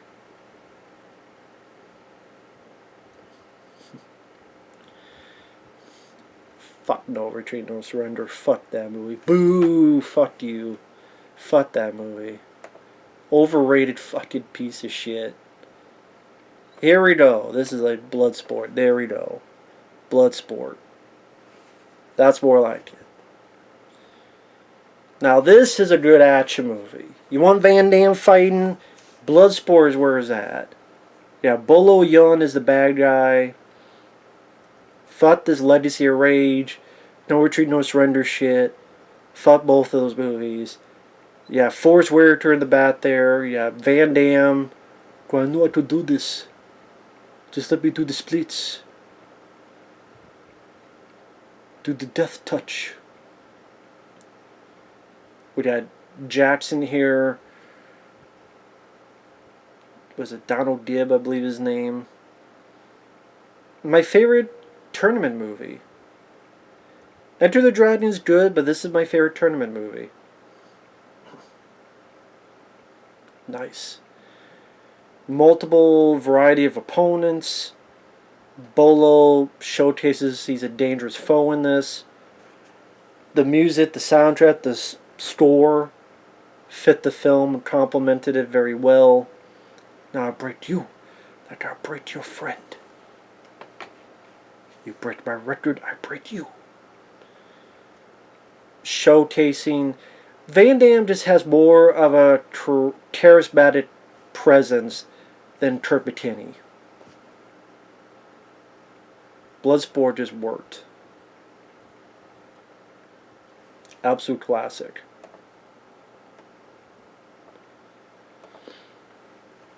And this film did well. I mean, I guess the original cut wasn't well received by the producers or someone, and they're like, oh shit. And then Van Damme and the also his friend who would go on to, well, he wasn't a friend then, but the guy who would go on to direct Double Impact, they worked together editing the film and fixing the film up.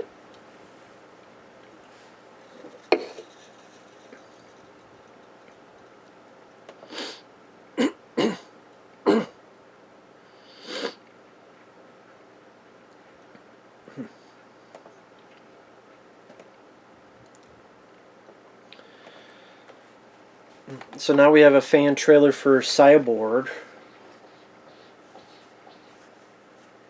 which I love. Cyborg. Cyborg is a childhood favorite for me with Van Damme.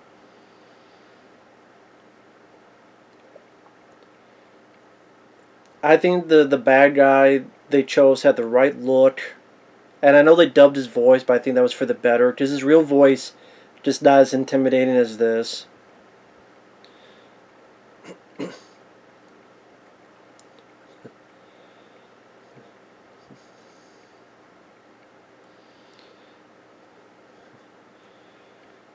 I think when people saw the film, they thought Van Damme himself would be a cyborg, or he'd be fighting cyborgs, when in fact Cyborg is the plot, the MacGuffin. But it was just cool to see Van Damme, early prime Van Damme, in this sci-fi wasteland. And a lot of little stuff that just worked, like the gun that shoots these nails out, the tits where the little knife come out of his foot. And the villain you just love to hate. Beautiful hurricane kick there. Yes, this is the film where accidentally he hit someone in the eye, injured him severely. Sad to say. Accidents do happen, but you still have to be very, very careful with that shit.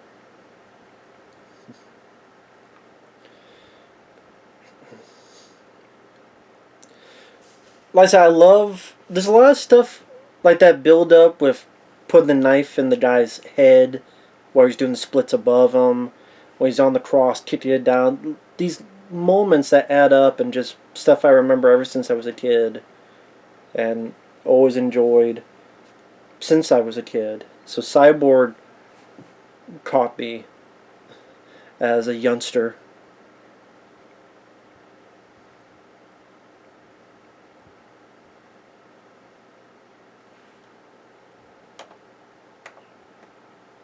Ah, this is Optimus Prime doing the TV spot of Cyborg. Yeah, Optimus Prime himself.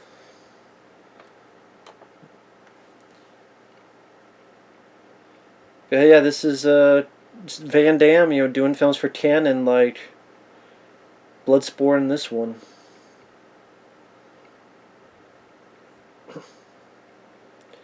Ah, and this was a Showtime.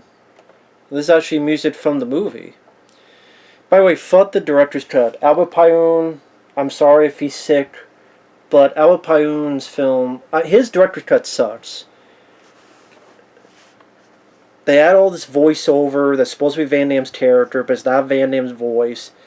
They cut down some of the action. They add in a bunch of pretentious bullshit. If that's what it was like, no wonder Van Damme and Sheldon Lettich helped cut that shit. Sheldon Lettich is the guy who helped Van Damme, I think, on the edit of Bloodsport. And then they would work together on Double Impact and they Lionheart. But here we got Kickboxer.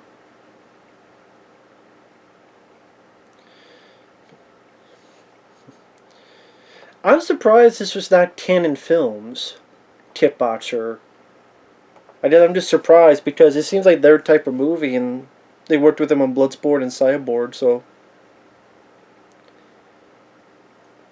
I was always surprised this was not Canon Film as well. I just would always assume it was. But this is sort of his version of Rocky, in a way. Or his version of, I don't know, one of the Rocky films. Where a good chunk of it is him training for the final fight. And once again, a movie that showcases Van Damme's wonderful skills as a martial artist. And as much as people want to make fun of Van Damme, he has that star presence where you just look at him and he knew how to do fight scenes back to the day. They give a bit of strength and a bit of power. And in a way, it's like wrestling. Doing the flips and all that stuff, athletic stuff, is cool. But you have people that can do 3-4 moves, but they make them look so efficient that you remember them forever. You remember them much more potency. Like him kicking that fucking tree down. Good angles used to make him look the best that he can. And, one of my favorite fights he has is against Tom Poe. Love that finale. You have this on Never Surrender. Now, wait a minute. That TV spot said Canon Films. So maybe this was Canon. Because the thing is, okay, that TV spot said Canon Films, but when the DVD came out, I thought the DVD said... I don't remember it saying Canon Films. I guess it was like Lionsgate or something. So maybe this was Canon. But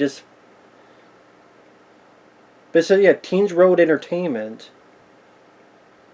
But that TV spot said Canon Films, so I don't know. Bit confused. Yeah, it said Teen Road Entertainment, that Canon. Anyway, whatever. Above the Law. One of my favorite Steven Seagal films. This is when Steven Seagal was, well, his first starring role.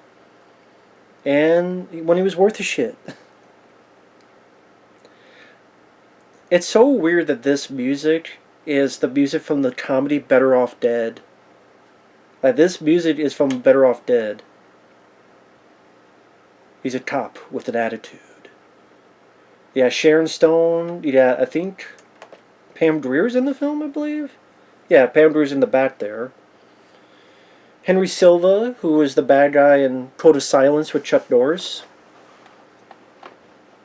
Directed by Andrew Davis, who would go on to direct Under Siege and The Fugitive. And probably Out for Justice is my favorite, but this is my second favorite Seagal film. He made a good impact. He had the intensity, he had the look, his Aikido felt different. So I could watch Van Damme, I could watch Seagal, and I get two different styles. It was great. And then Seagal let his ego get the best of him. And then some. But yeah, Above the Law, I do quite enjoy. Ah, okay. So the Cobra, you waited till here. I'm surprised he didn't put this with the Stallone stuff, but I guess... hey, that's cool. So I'm sure earlier he's like, just wait, motherfucker, Matt. Just wait. It'll be here. Here's Cobra. film that Efree hates. I'm just kidding. He doesn't hate the film. But Mike OCP talked to him. He hates Cobra. When you next see Mike OCP, ask him why he hates Cobra. So he'd get pissed. But this is a personal favorite of mine. The reason Golden Globe is at the beginning, even though they had nothing to do with this, is because, before I did that, this is a personal favorite of mine, all kidding aside. Even if people don't like it, that's cool. I love the soundtrack, I love the style, I love the villain, the action scenes. I love that it's a little bit of a slasher horror feel as well as the action. And there's a well-edited trailer. I love the music, Feel the Heat. And yet the Golden Globus paid Stallone to do a lot over the top, but they didn't quite have a script yet. So they went, well, shit, they didn't have the money. They didn't have the money to do over the top. So like, well, Warner Brothers said, we will help you release over the top and give you some money, but you gotta let us get Stallone out of your contract for a bit to do our film Cobra. So, hey, could you at least put our names on it? Fine, we'll put your names at the beginning, although they had nothing to do with Cobra. We'll give you money to do... You let us use Stallone, we'll put your name in front, you can have a bit of money to do your over-the-top film, and we'll release it. But you gotta let us have Stallone to do Cobra. That's kind of what happened. But yeah, sudden impact. Smith and Wesson and me.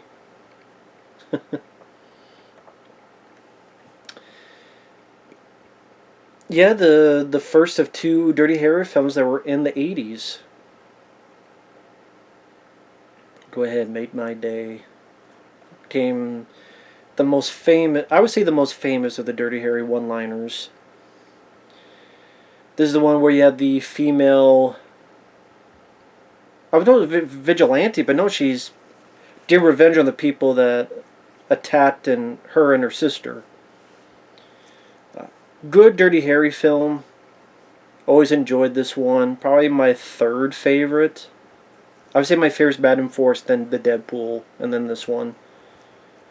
What's always interesting about Dirty Harry is that you have Dirty Harry as a cop doing all these random cool action bits, other cases. Then you have the main plot, and then they merge by the end. So I just thought it was always cool that Dirty Harry, like, it showed he had more of a life than just this one case. There's other stuff going on that he's also dealing with. I love the Deadpool. This fortune says, you're shit out of luck. And how great is this? You got Welcome to the Jungle playing with a Dirty Harry film. And the last Dirty Harry movie. And of course, it's totally 80s. You got Jim Carrey there. Liam Neeson is in the film.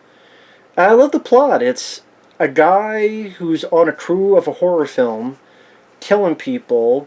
They don't know if it's this director, played by Liam Neeson. And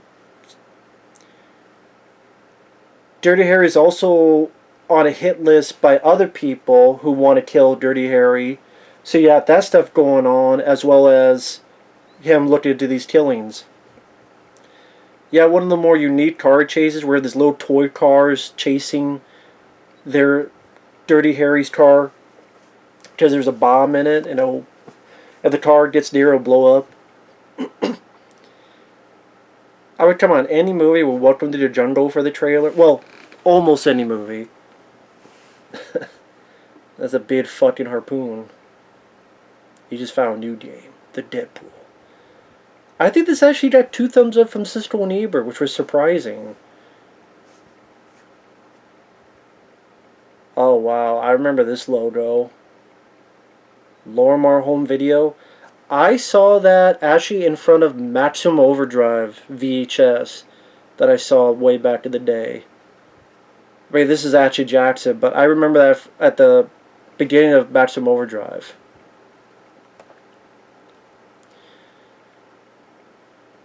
We're doing the trailer kind of like Lethal Weapon's trailer. What sort of the lights, the electro light silhouette of our lead.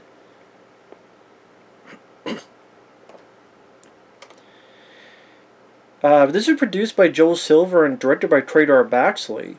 Trader Baxley would go on to direct I Come in Peace with Dolph Lundgren and Stone Cold with Brian Bosworth. There's Sharon Stone, who was in Teen Solomon's Mine. She was in Above the Law.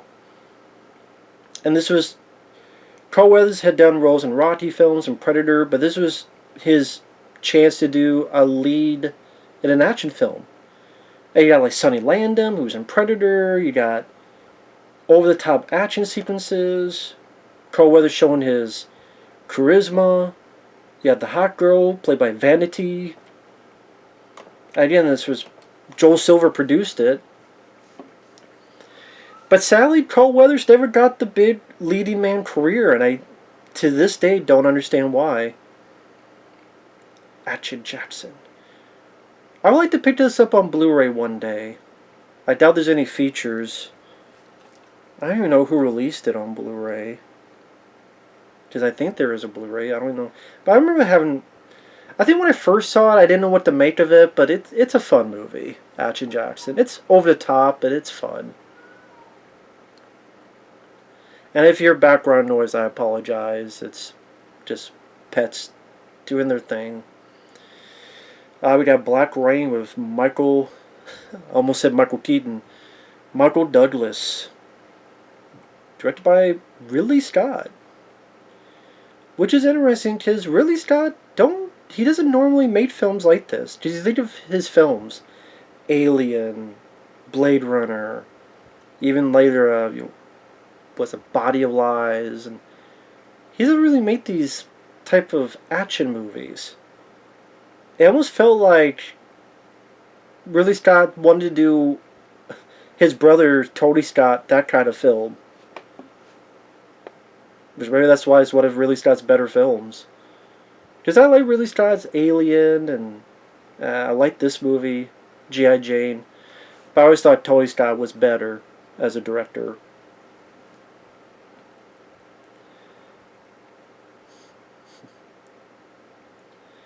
But yeah, Michael Douglas, Andy Garcia, Kate Capshaw from Indiana Jones and Temple of Doom. I think the guy who plays the villain here, he was sick with cancer or something, and he died soon after. But it's like one of those things, he knew he was dying and wanted to be on film. Beautiful score by Hans Zimmer. Nice hard-hitting cop film. And definitely, I think, one of Michael Douglas's best roles. I'm the solution to your problems.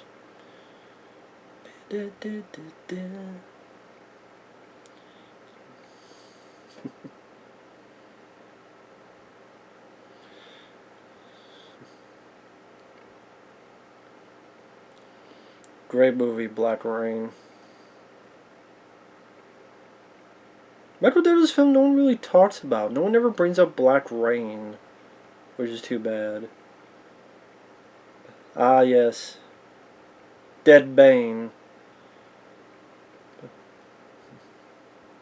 Love Dead Bane. I don't know if this is on Blu-ray. I don't think this is on Blu-ray. I think there's a DVD that's widescreen, but I don't think this is on Blu-ray, which it deserves. You don't put me on because you look like Woody fucking Allen. Do you look like Woody Allen?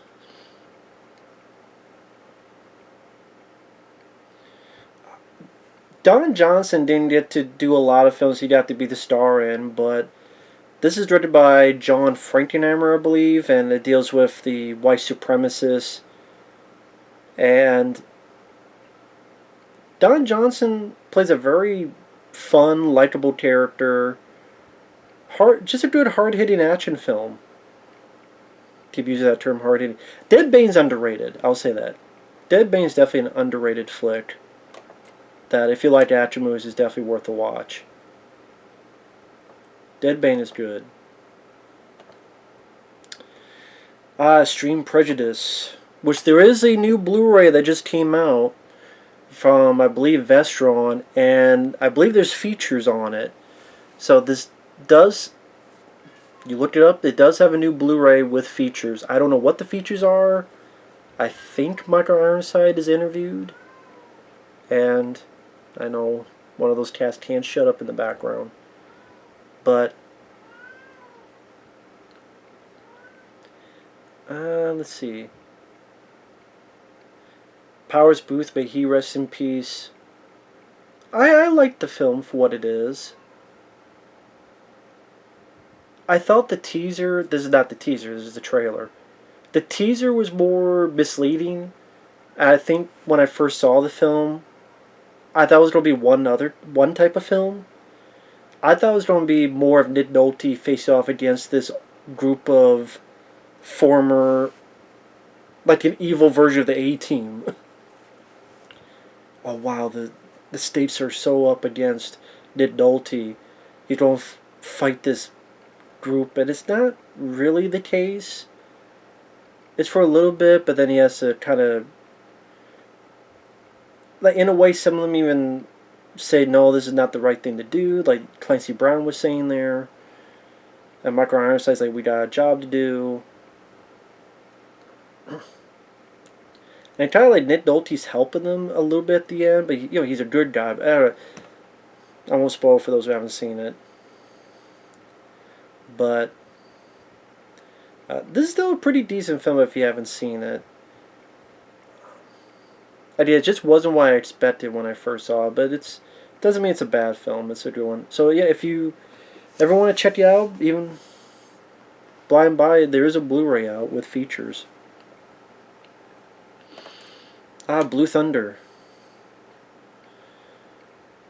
I was mentioning Blue Thunder earlier, directed by John Badham, who directed War Games and Saturday Night Fever he had done, Short Circuit, Staked Out, which needs a Blu-ray. Love Blue Thunder. Stars Roy Scheider, Daniel Stern there, early Daniel Stern, Warren Oates. I think it's actually one of the last films Warren Oates did, and he was in Stripes and other films. Roy Scheider playing Murphy,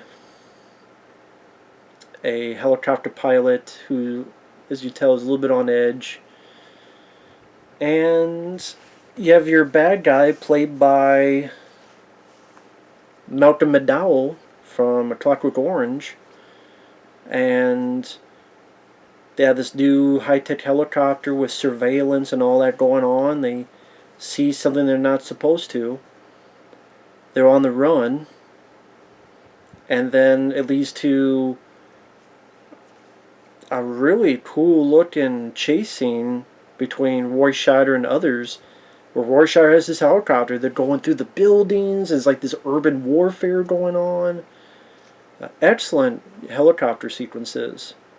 And I'm a big fan of Roy Scheider, whether it be 2010 Year Made Contact, Jaws. Always great to see Roy Scheider in there. And I think this inspired Airwolf, the TV show, and then ultimately there was a Blue Thunder TV show. And the Blue Thunder TV show didn't last long. It was ironic because, Airwolf took that. But there was a Blue Thunder TV show with Dana Carvey in it and Bubba Smith.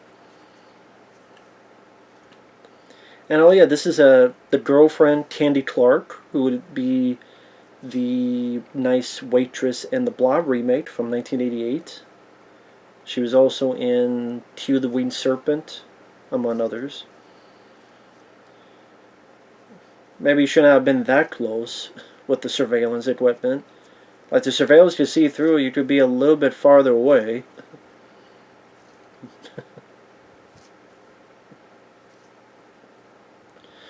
See, that's what I mean. Like, you have the helicopters flying around the actual buildings, and this would just be deemed too dangerous for the most part nowadays.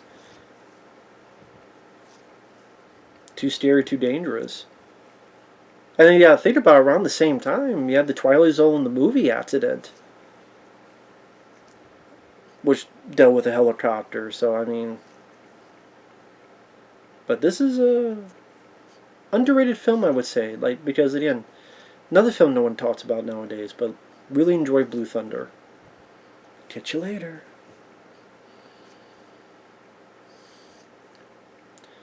Yes, fucking California.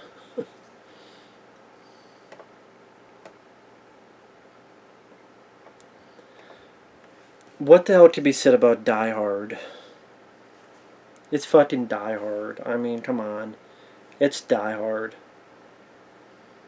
Die Hard's a fucking classic. And then some. Fucking classic.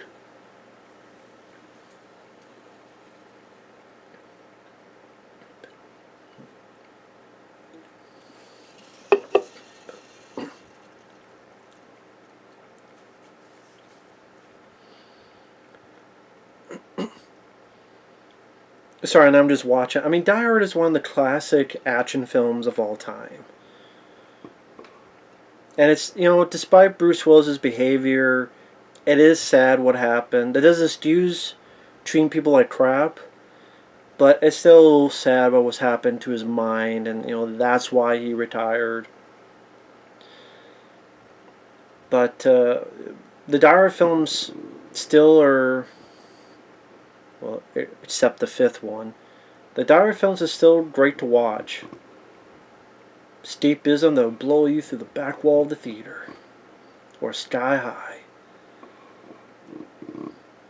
Alan Rickman, wonderful villain, may he rest in peace.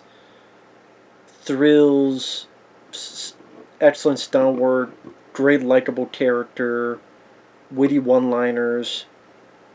Such a fun, relatable character. Is at the wrong place at the wrong time.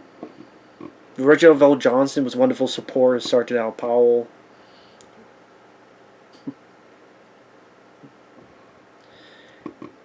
He's an easy guy to like.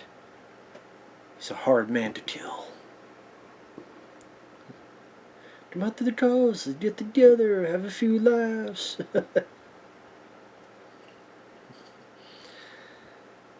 Ah, man. Would love to have seen this in the theater back in the day. That's the thing, from like 85 to 88, I wish I was around just to go to movies in the theater and see Rambo II, Rambo III, this movie. To see this in a theater with an audience that had never seen it before.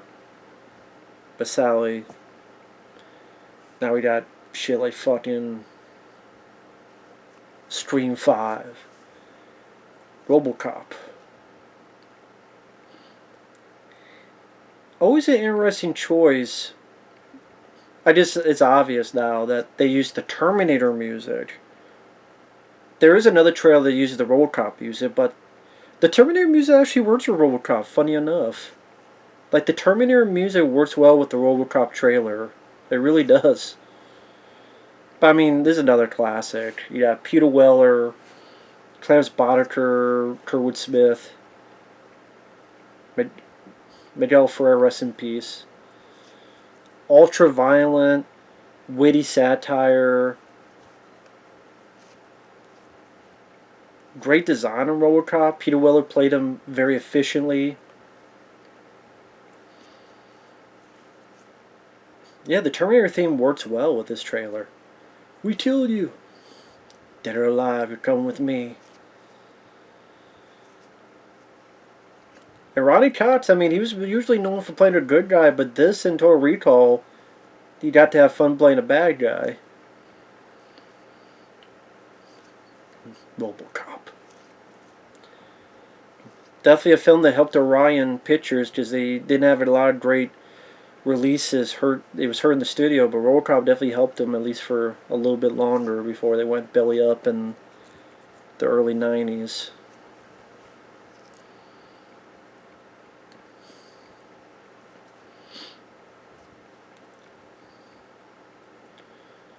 Is that Red Dawn? Yeah, I think this is Red Dawn. In our No Foreign Army. Yeah, that McDonald's bit is not in the movie. That was cut out. It's in the trailer, but there's no McDonald's in the movie. Oh, that's the same guy. The teacher was in Lockup with Sylvester Stallone. And he was the captain in Last Action Hero. But you got Patrick Swayze, may he rest in peace. You got Charlie Sheen, C. Thomas Howell, I remember as a kid watching this, and the opening was kind of scary. Because I thought John Milius did a nice job showcasing just the fear these kids would have, where it's a simple day and out of the blue this insanity happens, where you're just in school and all of a sudden people in parachutes are coming down. What the fuck? And then you're not in your home anymore. And yeah, I think that's McDonald's again. And they cut. It seems like all the McDonald's stuff was cut out. Maybe McDonald's didn't approve or something else. Yeah, Powers Booth, may you rest in peace. Pretty much kids fighting back. Because we live here. And of course, Wolverines. I guess you'd call it definitely a patriotic movie. Did not need a remake. I never understood why you needed to remake Red Dawn. It was definitely a film of its time and it works. But yeah, they felt the need to remake it. No one gave a shit. And Chris Hemsworth was in it.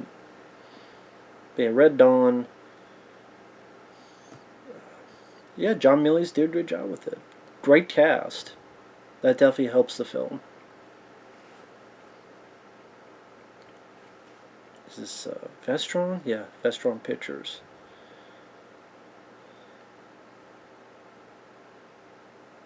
Is this Steel Dawn?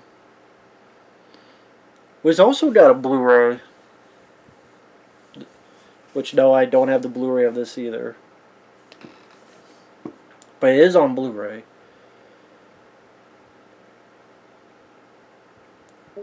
Yeah, some pretty decent sword fights. I thought the sword fight at the end especially was fairly good. And Patrick Swayze, I mean, he trained well to utilize these fight scenes as efficient as possible.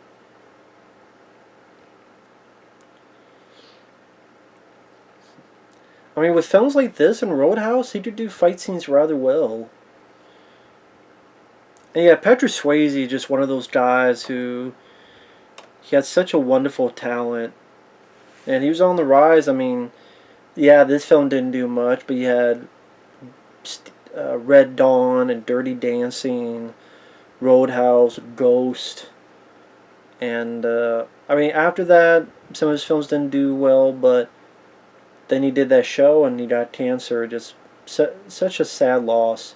Lance Hool, who did Missing Action to the Beginning, he directed Steel Dawn. But I liked it for what it is. Speaking of Roadhouse, here you go. Directed by Roddy Harrington, who had done Jat's Back with James Spader, which is a good one, and later on he would do Striking Distance with Bruce Willis. This is a film that you got to be a cult film. So many people make fun of it, though. I'm like, I think this is an entertaining movie. Sincere. But it's like they make fun of it, and oh, it's so bad. I'm like, you know, you guys that keep making fun of these type of films, you reap what you sow, and then you wonder why action films suck so badly nowadays. Does these type of films you fucking make fun of and say they're shit, and they're dog shit, they're cheesy, it's cheesy, so then people don't want to make them anymore. So instead you get, you know, 18 Marvel films a year, or other crap. Instead you don't get, you know, Patrick Swayze kicking the shit out of people, ripping people's throats out, Sam Elliott being a badass. Yeah, scenes with monster trucks in them.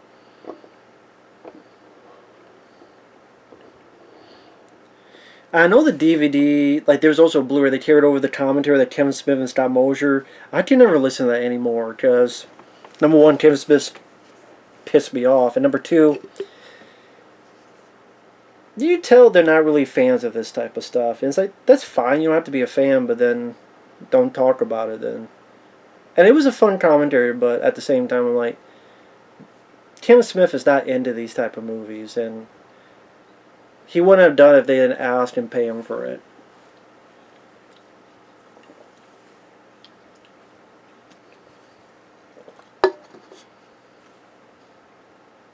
There's another Patrick Swayze film, Next of Kin, with a very young Helen Hunt as Patrick Swayze's was a girlfriend, wife in the movie.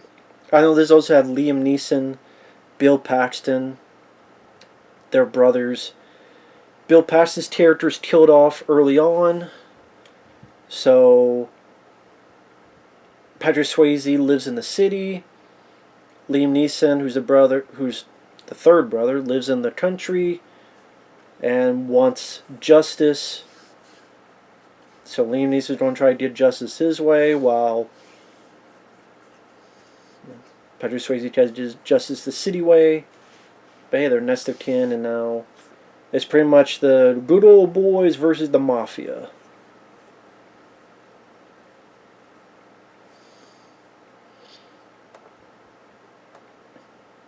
I think this has a young Ben Stiller in it as well.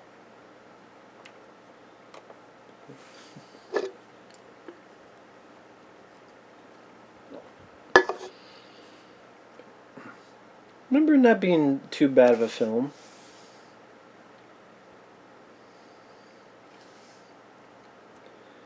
Is this Shogun Assassin? Yeah, this is Shogun Assassin. See, now, this is why I have to do it this way, because I remember one time trying to post this trailer, and a review got completely blocked, just because it's one trailer. So, yeah, this is why I have to do it this way, to just be watching it here. Now, Shogun Assassin is pretty much like a couple of the Lone Wolf and Cub films put together, but in a way it's kind of like the best bits. So it becomes a straightforward, bloody, violent bastard swordsman fucking people up and going, "You should leave me the hell alone. Stop fucking with me. I'm gonna whip your ass." And this music's really cool too. It's in the movie. But I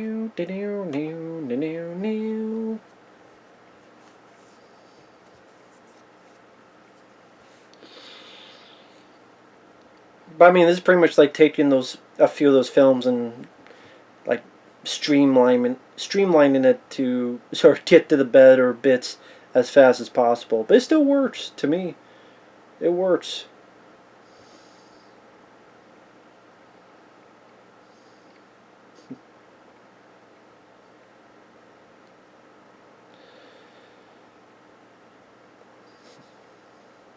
Which I never read the Lone Wolf and Cub stories. I mean, I had heard of them. And the trailer alone tells you how fucking violent this movie is.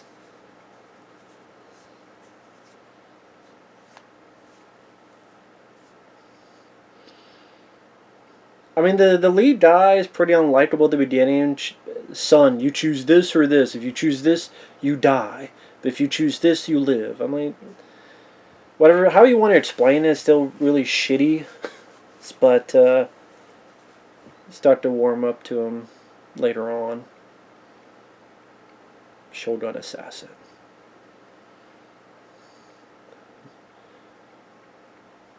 TriStar Pictures. This is Rutger Hauer, Blind Fury. Rutger Hauer, again, is having fun in this role as well. He's entertaining in this. You blind? Yeah. The movie has a good sense of humor to it. It's pretty entertaining. Sorry, just doing something real quick with this squeaky ass chair. How about a little circumcision and find me Bruce Lee, he's dead. Then find me his brother.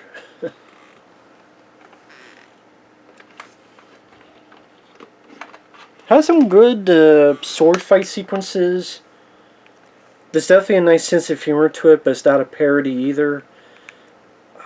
The sword fights are pretty cool for, Rutger Hauer's not known for doing sword fights. Yeah, Randall Cobb, who's in Uncommon Valor.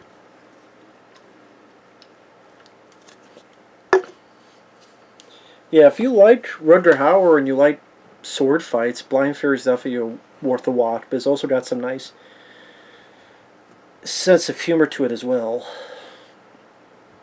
Wanted Dead or Alive.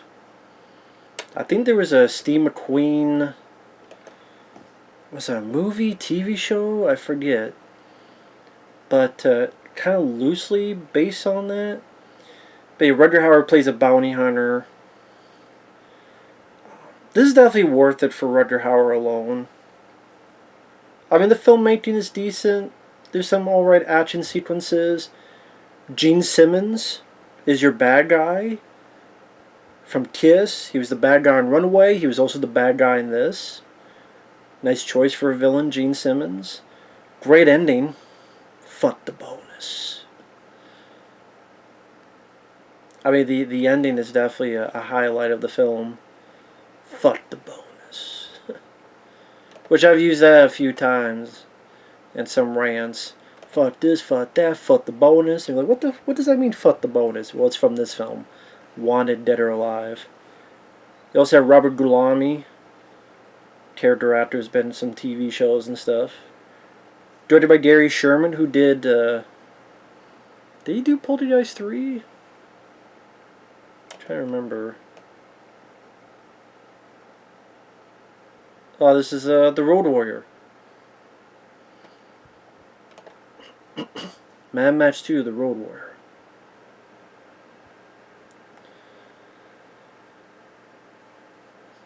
I mean, what more can be said about The Road Warrior? I mean, it's easily the best Mad Max film.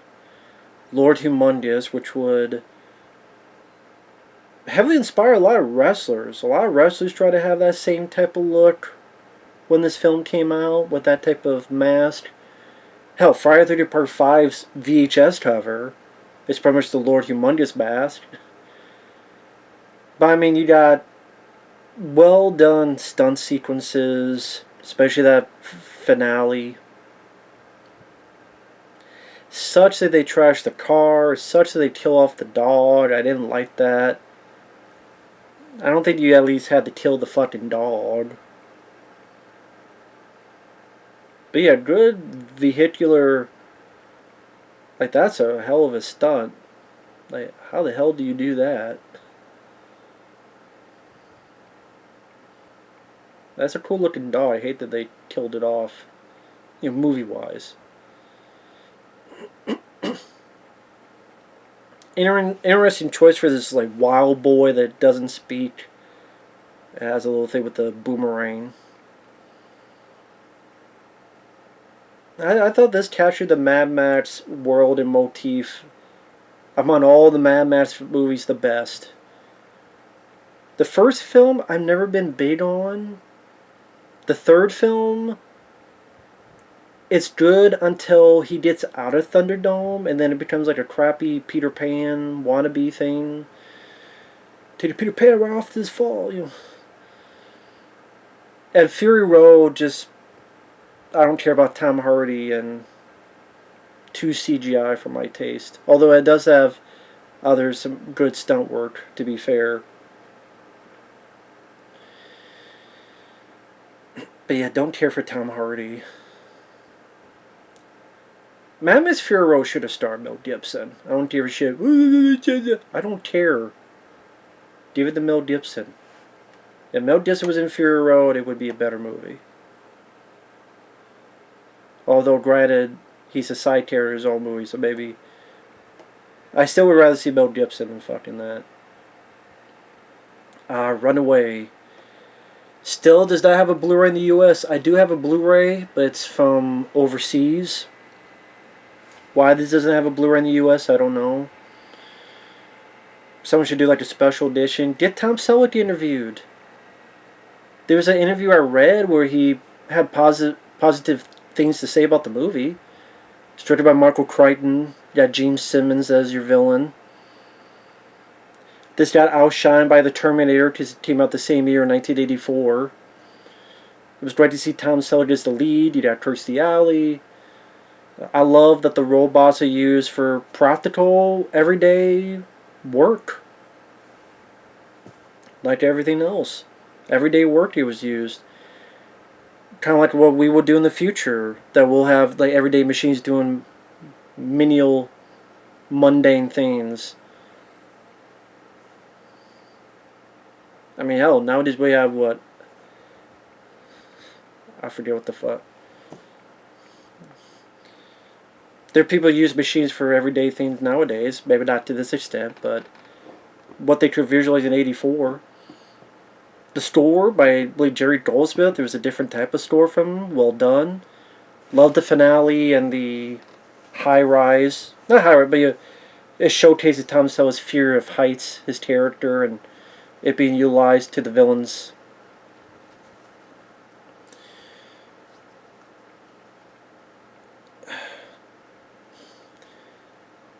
Utilizing the villain's favor. Underrated film, Runaway. Love Runaway. I also love the heat-seeking bullets. That's such a cool visual. I think Michael Crichton did a good job. I even like the spiders that spit acid. Cool idea. Love Runaway.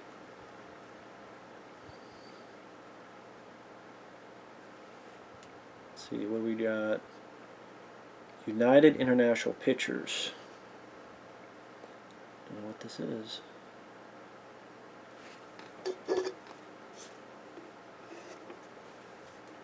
James Bond. Timothy Dalton. This is The Living Daylights.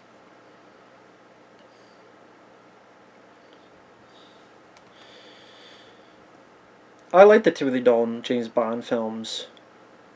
I think License to Kill is better, but The Living Daylights is a pretty good one. John Rhys Davies.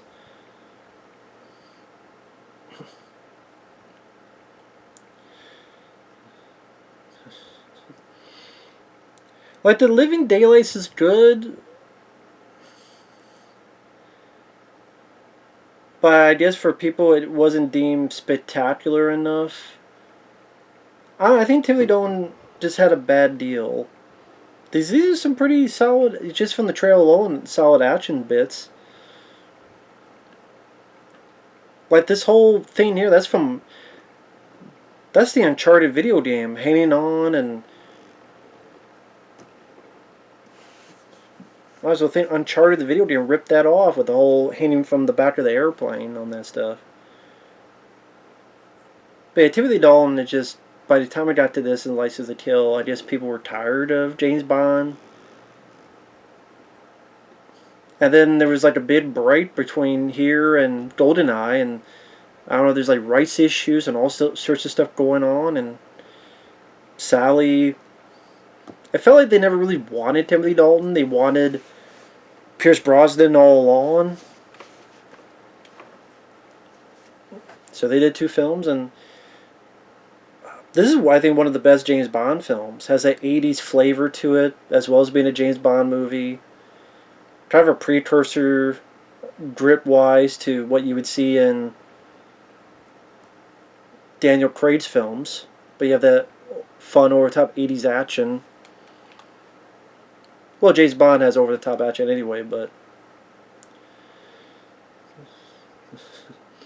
Robin Davi is your villain. Just excellent pieces of action there. Boom, boom, boom. Oh, shit. Got License to Kill. But it came out in 1989. Just a crazy summer. I think it got buried, but Back to the Future 2, Lethal Weapon 2, Batman, all these other films just buried it. I think that's what happened. All these films. There's Benicio del Toro with the Robert Davi, early role for del Toro.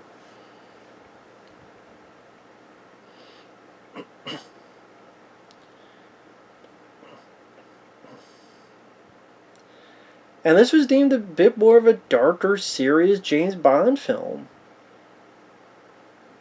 Bond wanting revenge and going off the reservation, so to speak, in order to get it. Guy being fed by sharks. I mean, this is deemed, again, a darker, serious Bond film, and I think some people were not really used to that, which is weird considering what happened with Daniel Craig took over. And then, yeah, Batman, Ghostbusters 2, Lethal Weapon 2, Back to the Future 2. Yeah, what, a Star Trek 5 movie. That was a big hit, but each of those films takes a certain audience away. And so you have like one of the biggest, most cluttered summers of films and for big franchises and sequels, and feel like, oh, License to Kill, okay, another James Bond film.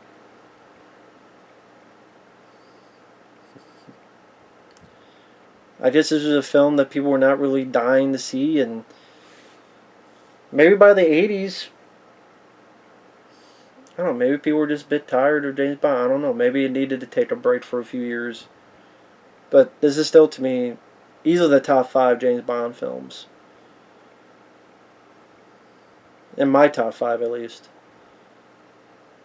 And that's still with the truck going over and the missile going under. That's always a cool stunt to see.